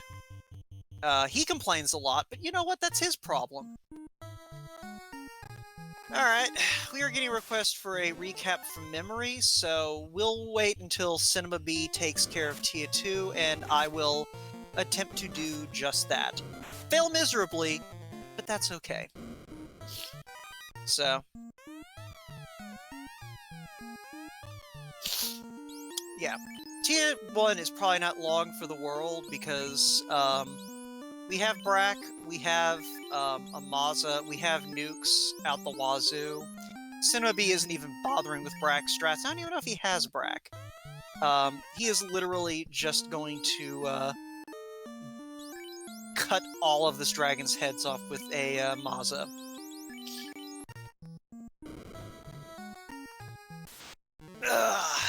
Alright. So, this should be over in this round or the next one. Oh! Tia had, damage poison. Too bad, everyone is fine with that. So... yeah, this Tia 1 is surprisingly resilient, honestly. Like, I think that she's eaten, like, 900 to 1,000 damage by this point. So... and is still ticking, so she rolled up on the HP. Nerd should be fine. His only issue is he has taken a lot more fights than Cinema B did. So he may not have nearly the resources. And we also are looking at a potential situation where he's potentially at a part of the encounter table where Warmech's on the table. So... there we go. Tia 1, finally dead. Probably has way more HP than Tia 2, if we're being honest. Alright, so recap from memory while Cinema B gets ready for the Temple of Fiends. Eyes closed, here we go. Alright, so first of all, we went to Temple of Fiends and killed Garland. Cinema B opted to just go ahead and kill Garland, and I believe that, Captainnerd opted to loot the chest and then kill Garland. Either way, the Princess and the King gave us, respectively, the Chime and the... I am already failing at this. I have to actually open my eyes and look at the thingy to remember where things were. The Chime and the Bottle, that's right. So we got the Chime and the Bottle from the King and the Princess. We then went over and fought Beaky the Pirate. Beaky the Pirate gave us the crystal, which returned to Batoya to get the herb. The herb turned into the floater. Meanwhile, the canal was located at the Dwarf Palace, which in turn allowed us to go over to the sages who had the canoe, which got us into the air. Started the sage, handed over the rod, as he always does. The Titan was guarding the slab, but we had to get the ruby from, I believe, the Castle of Ordeals. The tail was located at the fire incentive chest, while the key was located in the Dwarven Armory, which involved the adamant. The adamant, in turn, we got from the... no, the ruby was an ice cave. The adamant was the waterfall chest. That's right. And... wait, no. No, loot... yeah, loot was at Ordeals, I believe. The cube was in the Dwarven Armory. The adamant got us the key. And that pretty much gets us to this point. Anyway, oh, Warmech! I'm sorry, I was doing the recap that was requested. Anyway, Warmech apparently either has a stun move or stun touch. I didn't see which. Captainnerd needs to cure for his party to, get them back on their feet, and he is not. Warmech has nuclear, so that's good news for Captainnerd. He knows that that's out of the pool. But yeah, Cure 4 will fix that stun, and unfortunately he is not deploying it where he needs to. He is going to focus on nuking this Warmech to death, but fortunately the Red Mage recovers, only to immediately get nucleared. And it is down to a black mage and one last nuke. And the black mage gets through with the nuke. Everyone, I'd like to introduce you to Doom, the world's swollest black mage. He is about to have to solo Tiamat. He does have Brack, so good for him. Also, fortunately, it is a black mage, so those 9 heals will be enough to get him on his feet. And yeah, Captain Nerd needs to move that defense to the black mage, which he doesn't. And he is immediately going for the Bane Sword, gets the poison smoke, and gets out with the swollest little black mage. So yeah, everyone, round of applause for Captain Nerd, who, while I was looking away, managed to pull out a clutch Sky Palace. Meanwhile, Shinobi is getting himself squared away, getting into position to get through Temple of Fiends up to Lich 2. And I have to agree, Uriel. Nerd may want to consider hitting up the lottery. Is the lottery even still running right now? Like, I guess it technically would be, but I mean, they probably don't want to encourage people to leave their houses to go buy lotto tickets, but... Huh. Hey, someone in chat while I'm busy finishing this call-out, find out what the status of lottery play is in states that are on lockdown, because now I'm curious. Also, hi future people, this probably dates this race. So, there you go. Don't forget to like and comment and subscribe, and ring that notification bell. Let us know when you're watching this race from. Whether it's a couple of weeks from now, or, you know, 2 years down the line, when you hear that, it's just like, oh man, I remember that.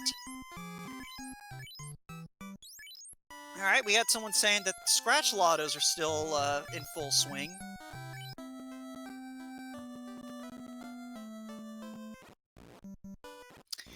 And we have someone in chat commenting on when they're watching it from, and it's not present day, so we know they're lying. Because the only time machine around is the one that I blew up in my dreams last night.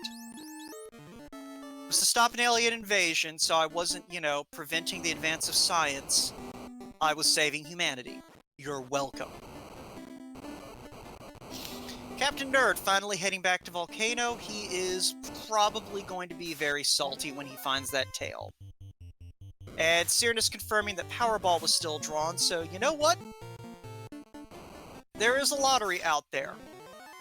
Please do not make an extraneous trip to go buy lotto tickets, everyone. Remain indoors. Anyway, Shinobi is...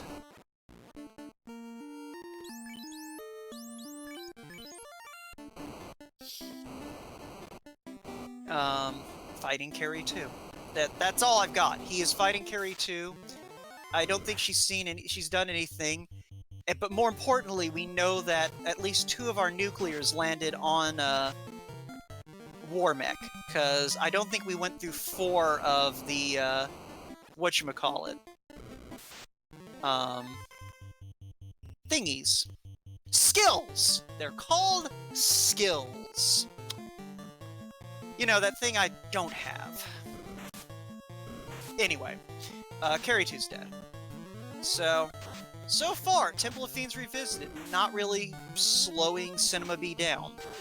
And he's got enough HP on his fighter and his red and white mages to where he should be able to keep this party alive with Hydra tactics. Even if it's just revive red or white with life spell from fighter, use life 2 on red and or white, revive black mage in the event that the party gets just hammered. But yeah, so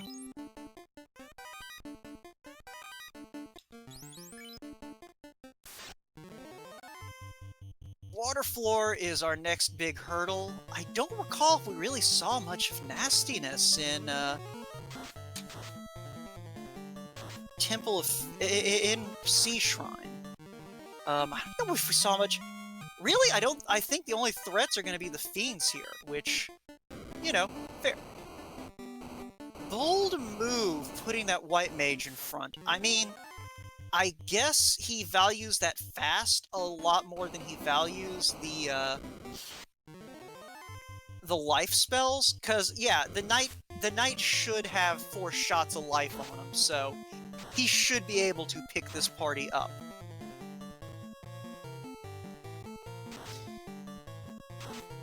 So we'll see what happens. Going for Lock 2 on Kraken. I don't hate it. Lock 2 is what I like to call the poor man's fast. Well, Lock and Lock 2, because they have the same effect. Because fast is the spell you want if you're dealing with an evasive enemy, and I mean, fast and the power bonk are both what you want, basically. But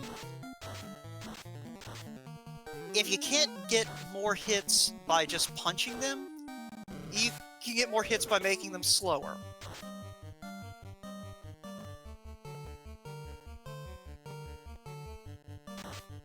Either way,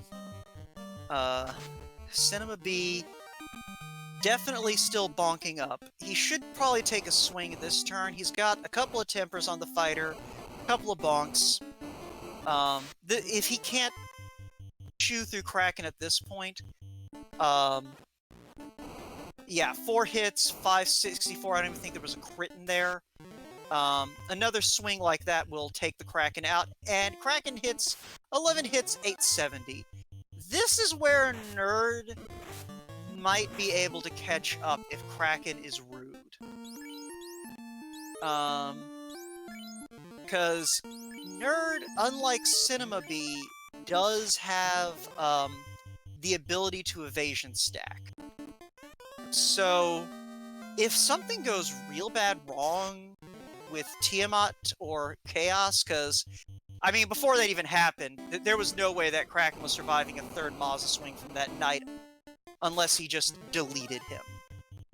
But we didn't have to worry about it. Everyone's fine. The white mage, in spite of everything, didn't die against Kraken 2. Which is ironic when you think about how often Kraken 2 kills someone's protected white mage. And we are on to Tiamat 2. So, continuing Cinema B's policy of walling up and dropping a fast on the knight and a power bonk. So, after this turn, I'd go ahead and take a swing at Tia 2, honestly.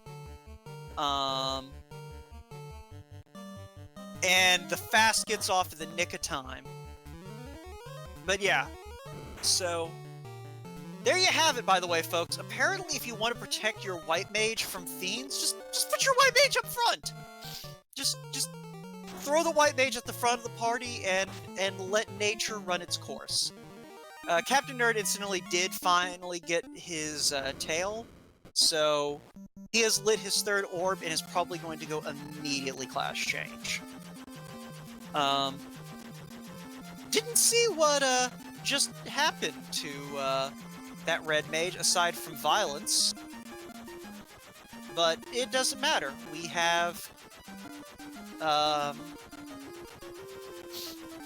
made it through Tia 2, and that just leaves Chaos.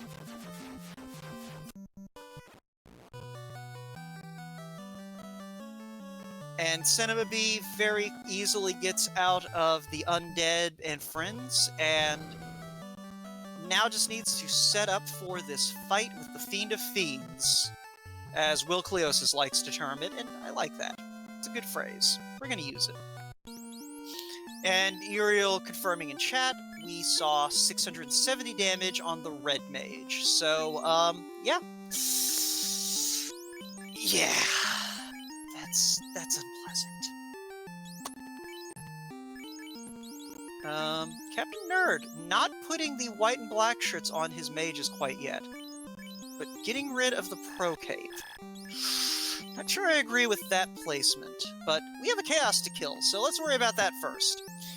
So, same game plan. Oh! Did he not fast the Knight right away? Whatever. He is piling the buffs onto the Knight.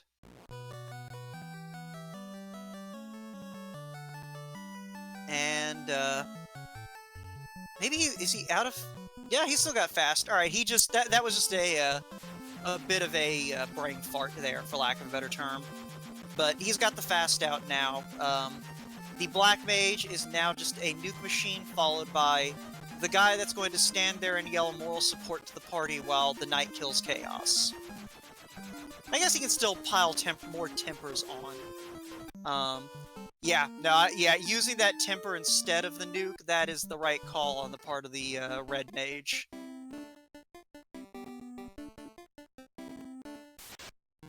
But let's see how hard this Knight's going to hit Chaos. So, nuke did 350, and I missed the Knight's turn. Or did the Knight buff again?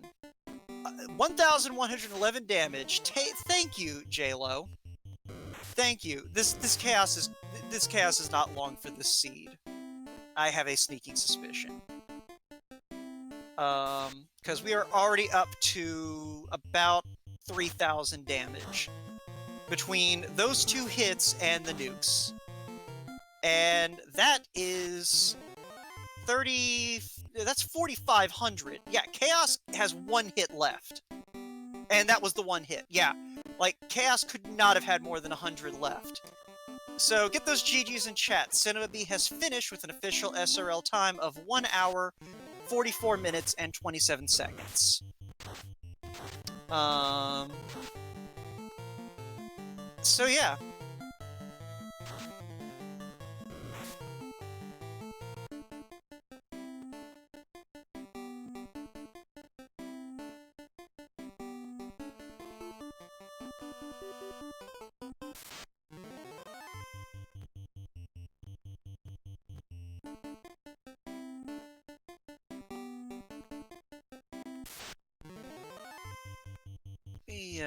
Check a couple of things real fast.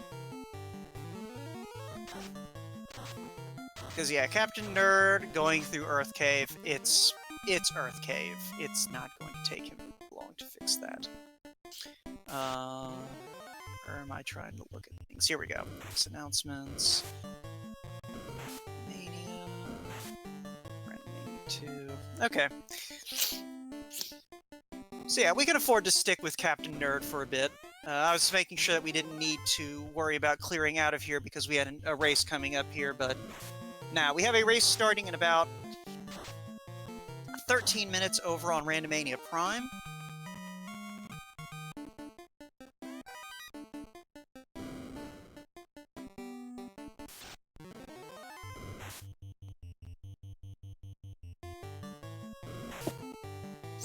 And yeah, we'll be getting Shinobi in here shortly, while Captainnerd finishes up this seed. We didn't really see too much that will be a threat to him.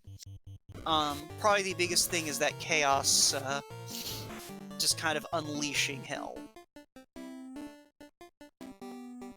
But you know what? That is a problem for Captainnerd in like 5 to 10 minutes. Shinobi has gotten into the booth. His mic is still muted, but once he actually gets here, I'm sure that we'll be able to hand out some GGs. That or he is here, in which case, GG Shinobi, you need to unmute your mic. One of the two. But yeah, so Captainnerd gonna clear out Lich 1, and then he will be on his way into Topher. So, altogether, not an especially blowout match. Captainnerd probably lost a bit of time to taking that early grind when it passed the point he really needed it. And probably lost a lot more time looking for that tail. Anyway, Shinobi, good to see you. GG.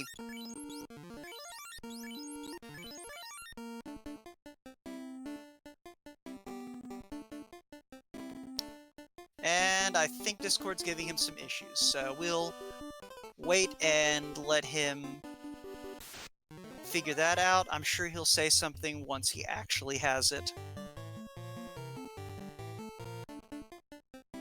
So yeah, in the meantime, Cinema Nerd just kind of... You might want to check which devices Discord's listening to, Cinema. That might be the issue. If you can hear me. But, in the meantime... Did I say Cinema Nerd again? Whatever.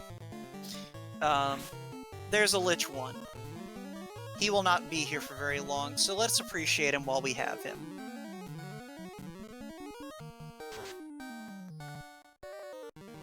And Lich 1 is dead. Check. There you are! Alright, did you get me now? Yep, I can hear you now. You got a little bit of a background, but we'll deal. Alright. I didn't think I was ahead, to be honest. Well, alright, so the big difference maker for you in this race, so Captain Nerd found that Tyro Wyvern fight in Volcano very early on. Okay. And I he don't decided... even know if I saw that. You did, because you Okay. fought it a couple of times, but it was the Grey Right. tile. I do remember now. Yeah. Yeah, so he took a few of those fights to get from like level, I don't know, 8 or 9 to level 15. But the thing is because you went and checked Hall of Giants and picked up those fights there, you were able to... Basically, you just kind of picked up the experience he ground for a lot faster. And between that and you actually finished out Volcano, where he skipped out after clearing the armory, you had that class change way before him. Ah, gotcha. So you basically didn't... basically, you stopped opening boxes way before he did. Okay. You actually both were in Mirage at the same time. He got in probably, I'd say, 3 or 4 minutes before you did. But he was still opening boxes, and you just sprinted through, so you finished before he did. Ah, gotcha. Yeah. No, the thing that threw me and why I felt like I was playing from behind is I did a full clear of Marsh, and then the canal was up in Dwarves. And I was like, oh man. Yeah, that did put you behind early on. Yeah. Because the first thing he did was check Dwarves, so he knew that canal was there from the word go. Gotcha. But, yeah. He knew the canal was there. He got just murdered by the sharks, though. I'm curious, did you ever actually see the thunder from the sharks? Regular sharks? Regular sharks had thunder. Nope. Never saw it. Yeah, no, you just ran away or killed them every single time before they got it off. Oh, that's hilarious, because I did take a couple of, early fights with big mobs that had sharks in them. So I could have gotten laid out by that. Yeah. No, I got wiped 3 or 4 times trying to clear Marsh, and then when I realized that the canal wasn't there and it was up in Dwarves and I could have just gotten it, I was like, oh man. Well, but I was kind of hoping that maybe I would have the experience edge at that point and I could go through some stuff a little faster. You kind of did, because you had the firepower to take that fighter in that blue dragon fight and just jump straight to level 10. Open up your spell book. Really well. Yeah. No, when I saw the Hall of Giants thing and I got I only did 4 fights in the Hall of Giants, but it took me all the way up to level, I don't remember exactly, but it jumped me up level wise to where I felt like I could go take Volcano. And so I just blitzed through Volcano, had a couple houses, and then from there just kind of started opening up, it's as we went along. Yeah. I think you hit 10 or 11 from the Hall of Giants thing, and then you were about 13 or 14 when you cleared Volcano. You got most of that experience just killing nightmares and evil men. Which I noticed you took every single tile that those two were on that you could lay your feet on. Yeah, totally. I definitely because it's I try to just sort of if I can avoid having to actually just sit and grind for a while, I try to just sort of take things as they come. And so it's if I know that there's that trap tile, I might just step on it one extra time just to get another round of experience, especially because I was planning on exiting out to use a house anyway, so I was just burning through my nuke charges. Yeah, no, a wise man once said, if you are leaving a dungeon with any spell charges, you did not get enough experience. That is good advice right there. Yeah, I think it was Split Punch who said that. One of our older community members. Anyway, I do have one significant criticism of how you played this seed, Cinema B, and if you go back and watch the VOD, you will also see it. And your opponent did the same thing, so it didn't cost you, but for the love of God, land your airship east of Ordeals. Oh, right. You know, I always forget that that's the lower step count. East from the desert. Just a short hop across that forest. It is the best place to land it. Please stop landing in North Scandinavia. That is good advice. That is very good advice. Yeah, no, I enjoy watching back the races with commentary because I learn a lot from like the commentators.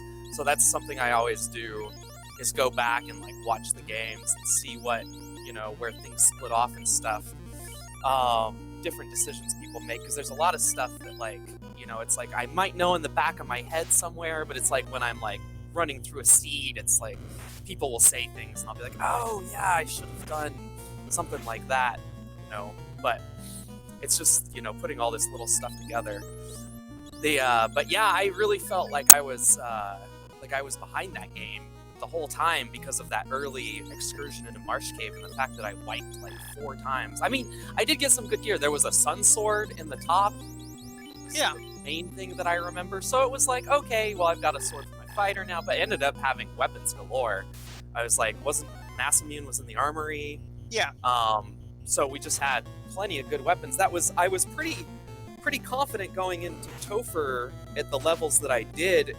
In these seeds, I've usually been trying to get up a couple more levels, depending, and maybe even a few more, depending on if I'm 3-manning or not. But I had such good gear, and I had life on the knight, so I just felt like I could bring everybody back up. Yeah. You know, as long as like I didn't get totally wiped, like I'd be fine. So, and we had like awesome armor and awesome swords for people, so I was just like, all right, let's go, and we should be able to get through, and we did. It didn't really have any real trouble with the Fiends. Well, it helped that Warmech had 2 of the nuclears, for one. Okay. Captainnerd found Warmech and actually had a really, like, it's worth going back and watch the VOD just for the end of his Sky.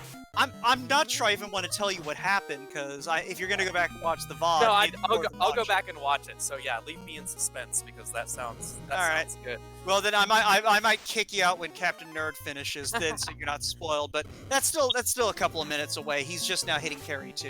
Okay, gotcha. But yeah. Well, if you want to call his Topher run, I mean, it's one of those things. I mean, we know that he's not going to really bump into anything, so we have a couple of minutes. I at least wanted to let you know, like, he did actually find both the white shirt and the defense sword. I was missing that a little bit, because I was like, oh, but I was just like, I've got life on 3 characters. Yeah. Should be able to make this happen. Yeah, and when you do go back and watch the VOD, that is something you're going to hear me point out, is like, the Hydra tactics can go a long way to making up the lack of evasion stacking.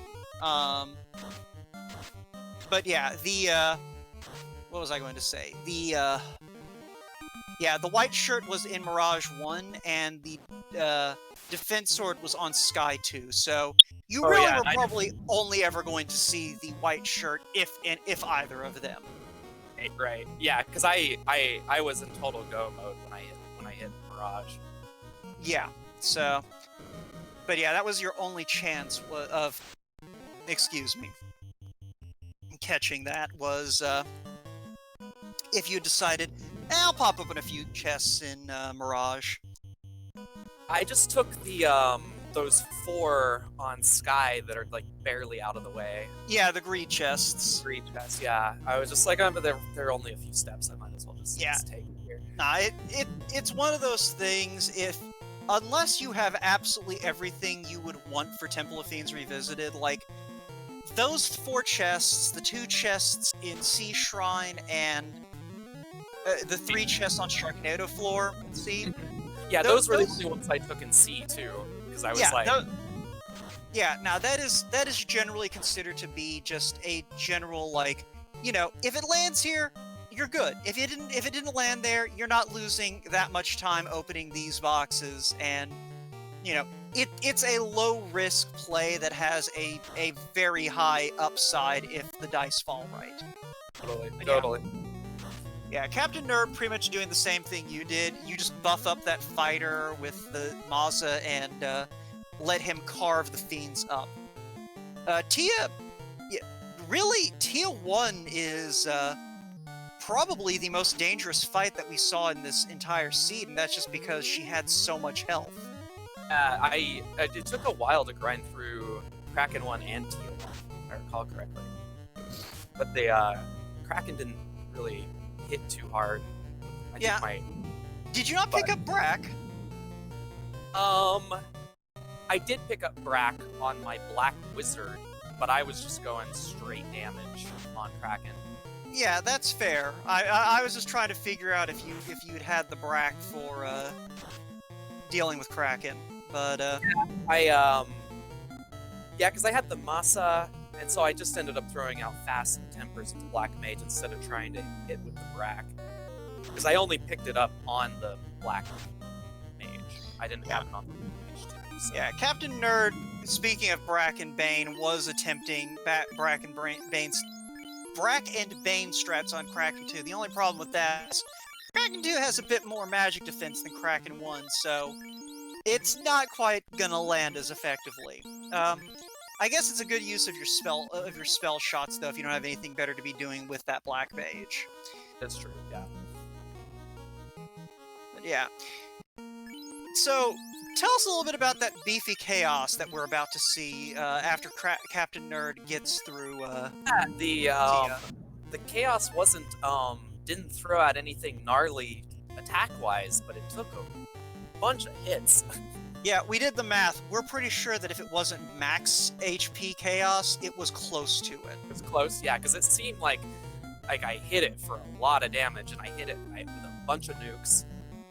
And yeah, and I was just like, please don't throw out something gnarly and like. Yeah, well, you hit it for like 1,100, then 1,400, then 1,500. You actually got a nuke through for 350, and then a couple of other shots of nuke for, I think, like 100 to 200 each. That's ridiculous. Yeah, no, that chaos absorbed 4,500 damage just from your fighter, basically. Holy moly.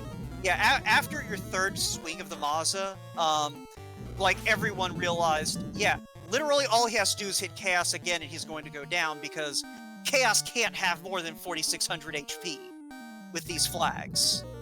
Totally. Yeah, so Captain Nerd is getting through this Tia fight pretty effectively. White Mage in a little bit of trouble, but it's one of those things. He's got enough life shots to where he'll come out the other side in one piece. Hopefully he still needs to keep one of the fighter or the White Mage alive to cast life. Because a solo Black Mage is not getting through that chaos, even with a defense. But, well, he might. He just needs to buff very quickly and then go all in on the swings, because he's not going to survive that tornado. Because that tornado that you saw is the only bad thing we saw out of that chaos. That was rough, but at that point I had already gotten so much out on the fighter that I was like, it's only going to be another round or two at the most. Like, there's no way. Yeah. Alright, but we have gotten Captain Nerd through Tia 2. He does not see anything between there and Chaos's floor, so let's see how he preps. Yes, I'm serious. I'm guessing he took a slightly different step route. Yeah, let's see how this shakes out. But yeah, like I said, I am probably going to at least ask him about the end of his Sky 2, so if you want to go ahead and share your final thoughts before we get into this Chaos fight, feel free. Oh yeah, I'm just having fun. You know, I'm definitely not anywhere near as experienced as some of the people at the tournament, but it feels good to pick up a win. And you know, it's just like just gives me something to do. So definitely having a lot of fun with these flags, and you know, this was much more of a go see than the last 2 rounds that I played. But the first one, it was really like hard grind in the beginning because there were just a lot of early enemies with nasty abilities, so it was just hard getting those getting your levels up, you know, because there wasn't much to fight. And then and then the one last week's was pretty circuitous. You didn't get the floater until pretty late in the game. I think you had to sail to Ordeals to get the floater, so it was kind of a long, sloggy situation. But this was pretty quick. I'm glad this is you know, I had a sub 2 hour last week on a practice seed, got a sub 2 hour on this one, so I feel pretty good about that. Yeah, that's about all I got to say. All right, well, yeah, congratulations on picking up the win. Just, you know, if you can win your next 3 matches off of this momentum, you'll get to the play-in. I mean, you can still afford to drop another one and still make the last chance qualifier. So good luck with that. We'll see Cinema. what we can do here. Thank you very much.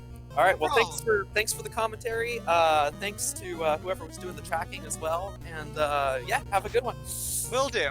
All right. Later. All right. Take care.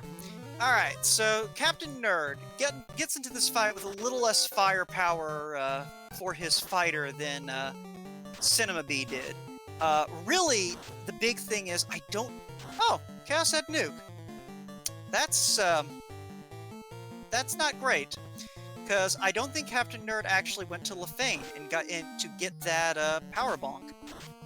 He didn't even ever pick up the slab. So yeah, that's a bit of a problem. Okay. So we'll get to actually call this second dive. Yeah, we never saw that nuke on Chaos. That's not great. But Captain Nerd just immediately bouncing back. Knows now he's got to conserve those temper shots. Because one thing we didn't see from Cinema's side, because he just did 2 or 3 rounds of buffs, is Chaos has actually pretty decent absorb, because we saw Captain Nerd hit for like 4 hits in less than 100 damage. So he is going to need every temper shot he can get to be able to clear through Chaos. Fortunately, the rest of Topher doesn't really have that much in the way of defense, so he should be able to work his way through it just relying on his defensive strats.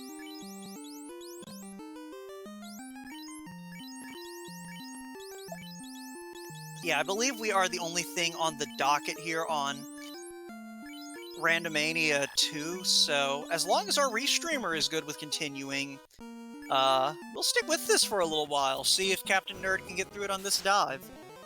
I'm just gonna check real quick to make sure I'm not talking out of my butt. And, yeah, we have about an hour before, we're gonna have a Legend of Zelda 1 Randomizer random percent match here on this same channel. And if you'd rather go watch some other Final Fantasy 1 action, we have a race currently happening on the main, Randomania channel, and I believe, excuse me, we also might have something going on.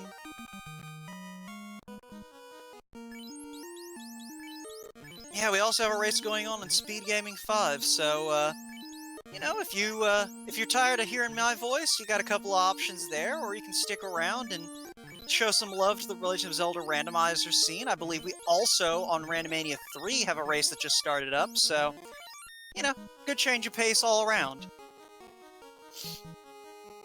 But yeah, so Siren is confirming we are going to stick with Captain Nerd, at least for the next 45 minutes, if that's what it takes. I imagine we'll probably want to clear out of here. Well, it's already 8:08. Probably we'll give it a half an hour. Give the Legend of Zelda folks plenty of time to set up. So, but let's see if we can get through it on this dive, and just not even have to worry about it. So yeah, how are folks doing right now? Because yeah.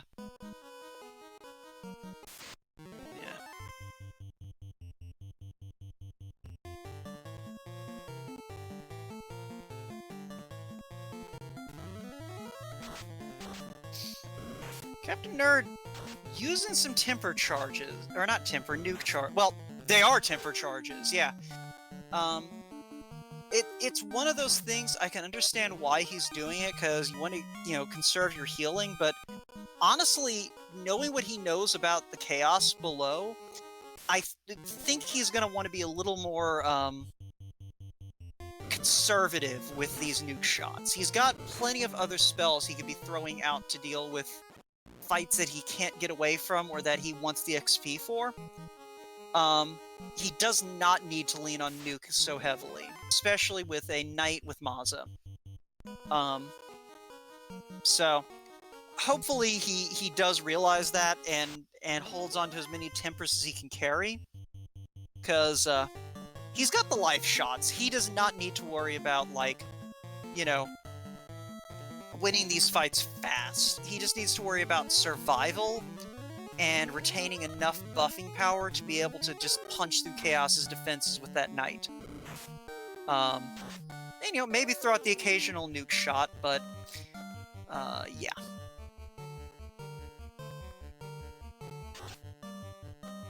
Ugh.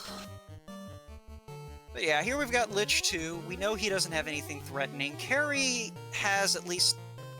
I think Carrie 2 showed fast, didn't she? I might be thinking Carrie 1. But, Lich had slow 2. He cast it on the wrong person. And hey, that Black Mage almost has enough health to survive a nuke half the time. Let's give it up for Doom, the Black Mage who is the most swole.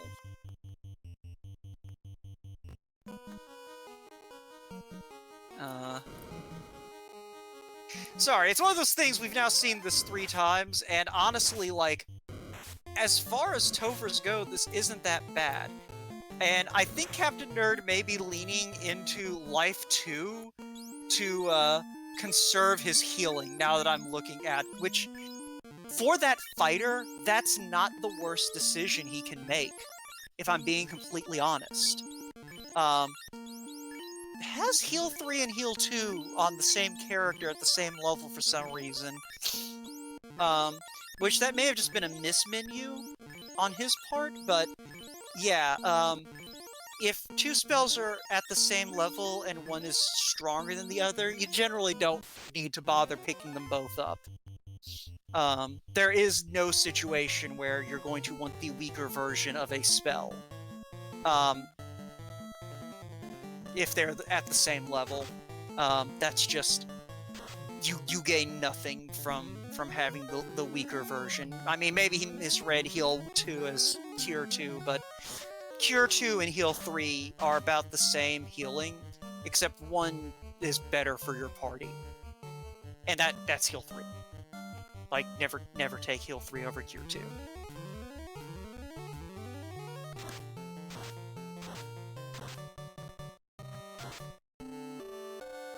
But yeah, Captain Nerd very wisely did opt for just letting the knight die and picking him up with Life 2, because that's a more efficient use of your healing than trying to patch up that, 500 HP. Not the safest strat, because you have to actually survive the fight that kills your knight, but at a certain point, if he gets to low enough health, it's not an issue. Meanwhile, we got Gersharks, we got Big Eyes, we got Water Floor. Captain Nerd did luck out. He didn't really see much in the way of, we didn't really, the fights that you're seeing in Temple of Fiends, nothing really had much in the way of danger, honestly. This is this is a fairly mellow seed, and I say that right as that stone poison comes out. But, I mean, there's only one member of this party that doesn't have poison resistance. Okay, so, this isn't great. I'm gonna be honest with y'all. This is not ideal, because I think that knight did have an Aegis. I don't see any reason Captain Nerd wouldn't have had an Aegis. Very bold, not softening them. Does fortunately have the 2 softs he needs to get these characters back on their feet. And he is going to go ahead and heal up before dealing with Kraken 2.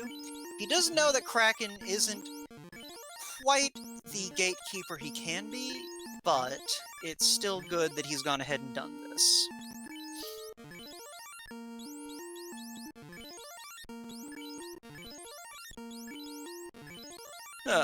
But yeah. So, this is definitely a... this is an interesting situation with Topher. I'm gonna be honest, like, you know that none of the Fiends are overwhelmingly powerful, but you still have to respect them. Like, none of them, except maybe Lich 2, were really easy to plow through with your party. And on top of that, you know that your Chaos fight has the potential to get real bad real fast. And yeah, still trying Brack on Kraken 2. Yeah, that's just kind of a misplay. I can't remember if he actively resists poison, but I know he definitely isn't vulnerable to it and has a lot more of the magic defense that makes that Brack just a long shot play. Like, at that point, you're better off just putting the Bane Sword on that red mage and letting him just Bane, rather than trying to land Bracks. You're just burning your life charges. And you probably won't need them, but it's still not something that you necessarily want to be using up. Yeah. 5 hits, 600 damage, another temper comes out. This should be the end of Kraken.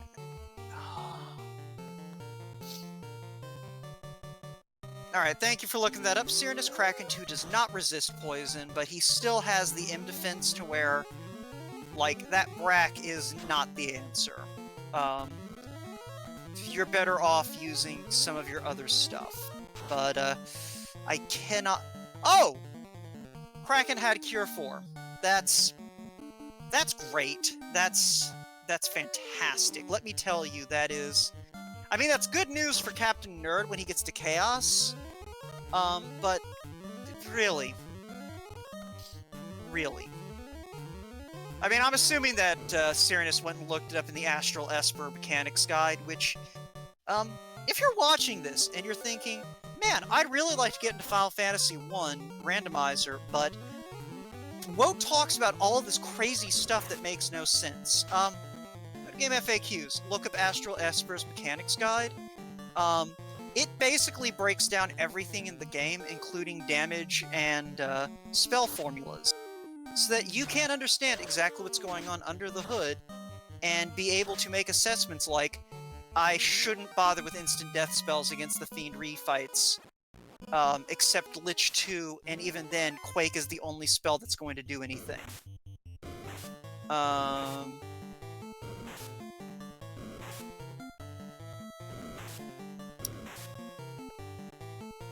But, you know, if you're interested in learning to play the randomizer, you also join our Discord! I don't know, I don't know why I said it like that. It just comes out that way. It's like I'm trying to get it just nailed into your head how you should join our Discord and learn how to play the game. But, alright, Captain Nerd at least is going to have a few more tempers this time. He's still got 2 left on the red mage. He's got 3 left on the black mage if he doesn't burn any on nuking, but I don't think he's going to. He's fought this Tia 2 before. He knows he doesn't need to do too terribly much to take her out. Fast, temper, yeah,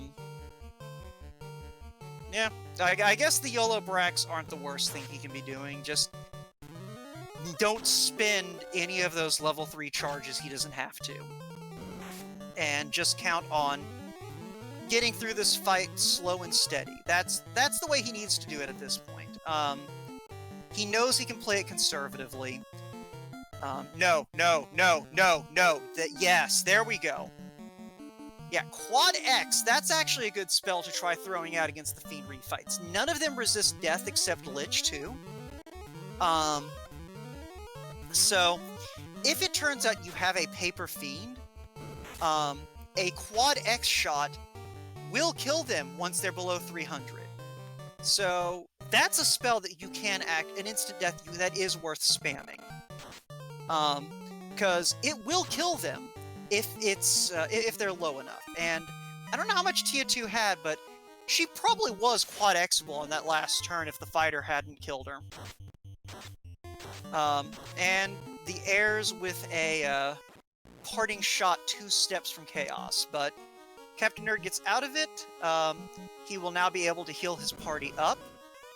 Hopefully remembers to just heal 3 with the... Well, he probably should just burn his heal potions first.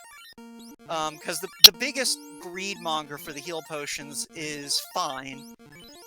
So he can afford to just, you know, pump all of these heal pots into the rest of the party. Yeah, he's fine on the heal pots, so... He's got that going for him.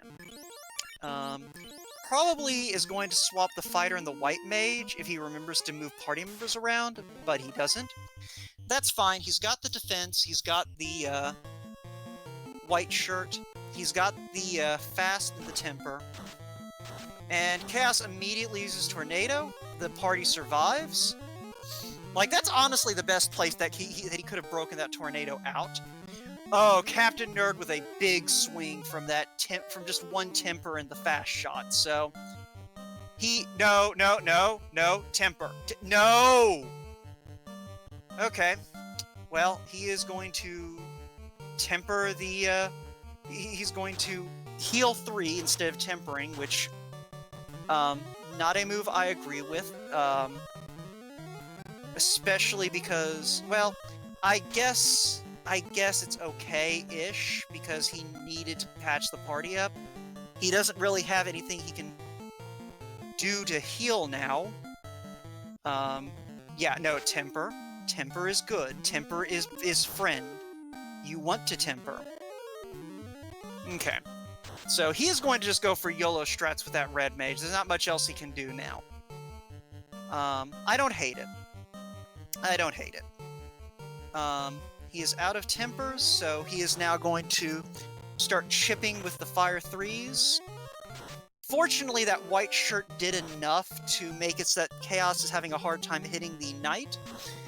And he is getting some big swings, but that is a big nuke. Knight is barely on his feet. He's probably dealt about 3,200 damage, and that 900, so probably closer to 3,700. But get those GGs in chat as Captain Nerd finishes with an official SRL time of 1 hour, 21 minutes, and 6 seconds.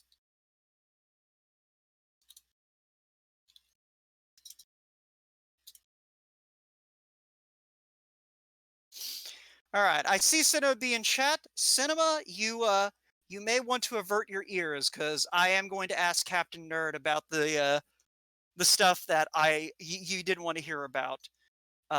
First thing. So, like, if you want to come back in like 5 minutes, because we'll probably still be chatting.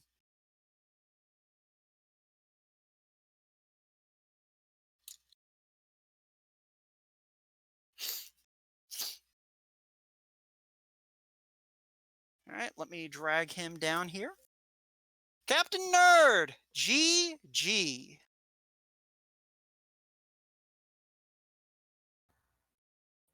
GG. Okay. So I've instructed your opponent to avert his ears because he did not want to hear about the most clutch part of this match. Um, and he is doing so. So, let's talk about the floating fortress. Yeah. No, like that was clutch there with the black mage. Your last nuke, you managed to take out Warmech. You managed to make that YOLO run to Tiamat. You heal up. You immediately come out with the Bane sword, which I'm guessing you didn't have Brack on your black mage. Actually, I did have Brack on my Black Mage. The Brack won't exactly work on the Tiamat. No, it does. Brack is the same element as Bane, and has a higher accuracy. Like Bane is a 20% chance, Brack is a 25% chance. Um, so I mean, it's one of those things. It worked out either way because your first Bane killed Tiamat anyway. So it was still one heck of a clutch situation. You managed to basically grab the Black Mage, drag him through the rest of that dungeon, and get out by the skin of your teeth. And that swole Black Mage came in handy in Temple of Fiends Revisited in a couple of places where he just was able to survive things that an ordinary Black Mage would not have. So, um, yeah, I'm trying to think of some things I noticed. So, um, that was awesome. You jumped out to an early lead. Actually, your opponent um didn't go to dwarves right out the gate. He went over to Provoca, and then he followed the Provoca around to Matoya, and then he went down to Elfland and made a Marsh place super early instead. So he was probably a good 15 to 20 minutes into the seed before he even knew that the canal was at. Um, so you had that going for you early on. Mhm. You lost a little time though to him. So you took that grind in the volcano with the Tyro and the Wyvern. Was there any particular reason that you opted to just go ahead and try to get to level 15? Like, were you looking for spell charges or something like that?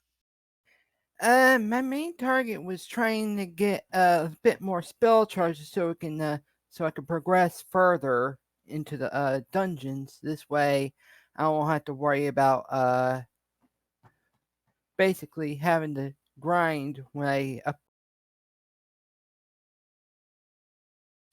Yeah, all right. That's what we kind of figured. Is you were kind of fishing for spell charges, maybe some HP, maybe to get an extra swing with that Maz on the fighter. It's just one of those things where um, while the Tyro is generally an okay fight, the the thing is your opponent was able to find a couple other fights that were more lucrative and just as paper. And so what wound up happening is you spent a lot of time fighting the same encounter, and he just kind of took a couple of rolling fights that paid out better and was able to kind of walk away with about as much experience, but a lot lower time investment. That's kind of where things got shaken up. Is he instead fought the nightmares and the evil men in Volcano, and took those fights, and that was able to kind of, I think it was something like for every one of those fights he took, were getting, you had to take two or three of the Tyro fights to get. So that was one place he picked up a lot of ground on you.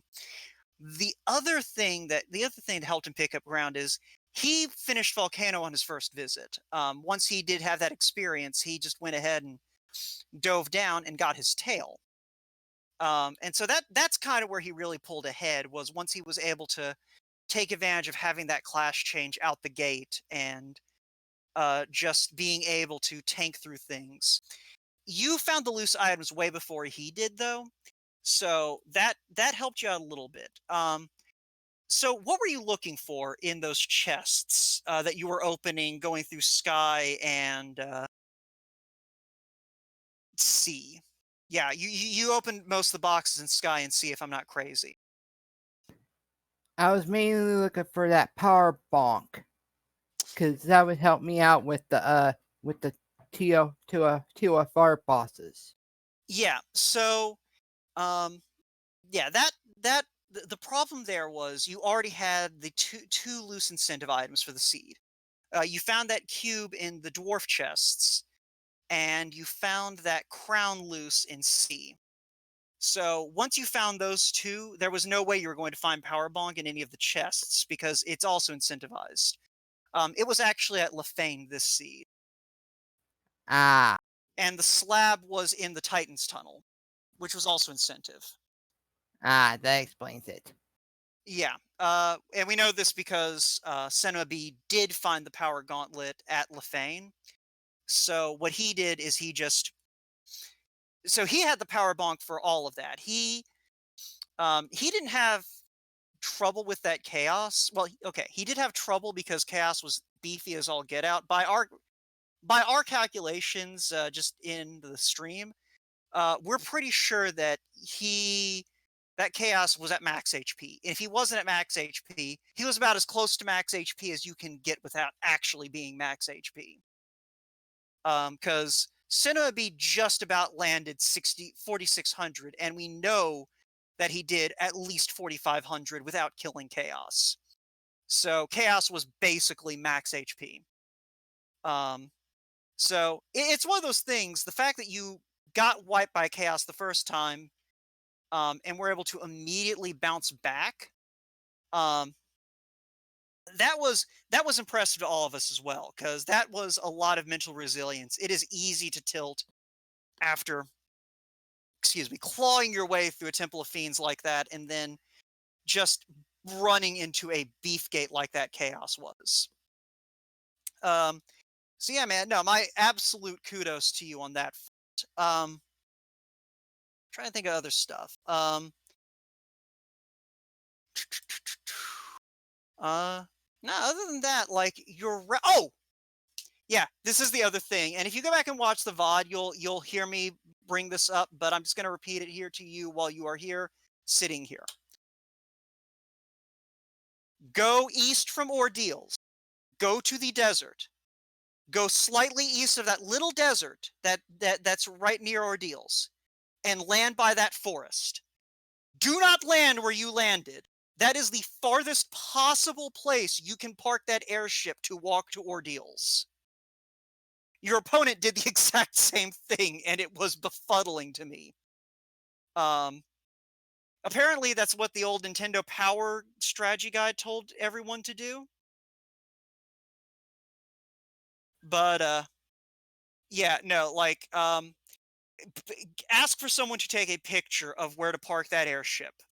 Because, yeah, no, where you parked it, that is the absolute worst place you could possibly park that airship on that continent, in terms of just how long it takes to walk to Ordeals and back. And I mean, that's just something like, muscle memory kicks in and all that, but please, please, it hurts to see people doing that to themselves, because it's just a slog. But yeah, I mean, outside of that one thing, by and large, your routing was clean. And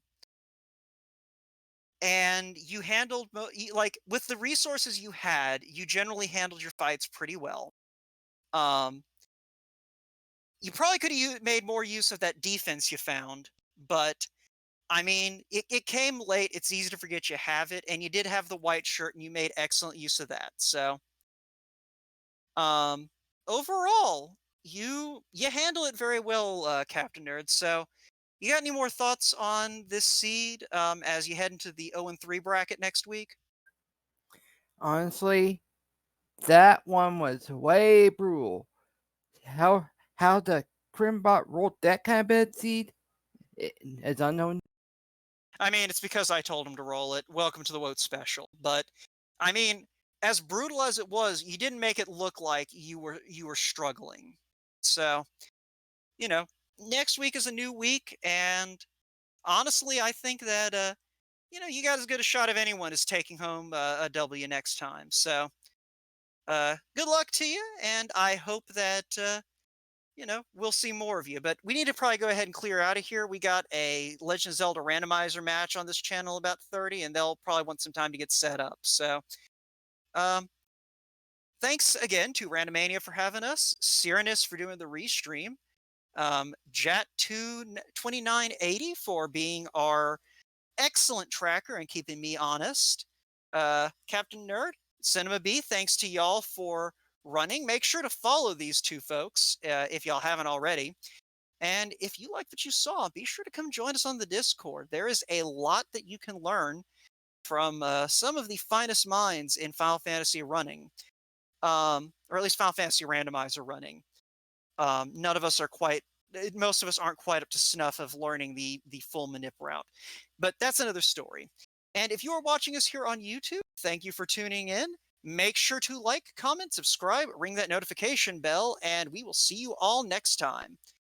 So yeah, we'll catch y'all later.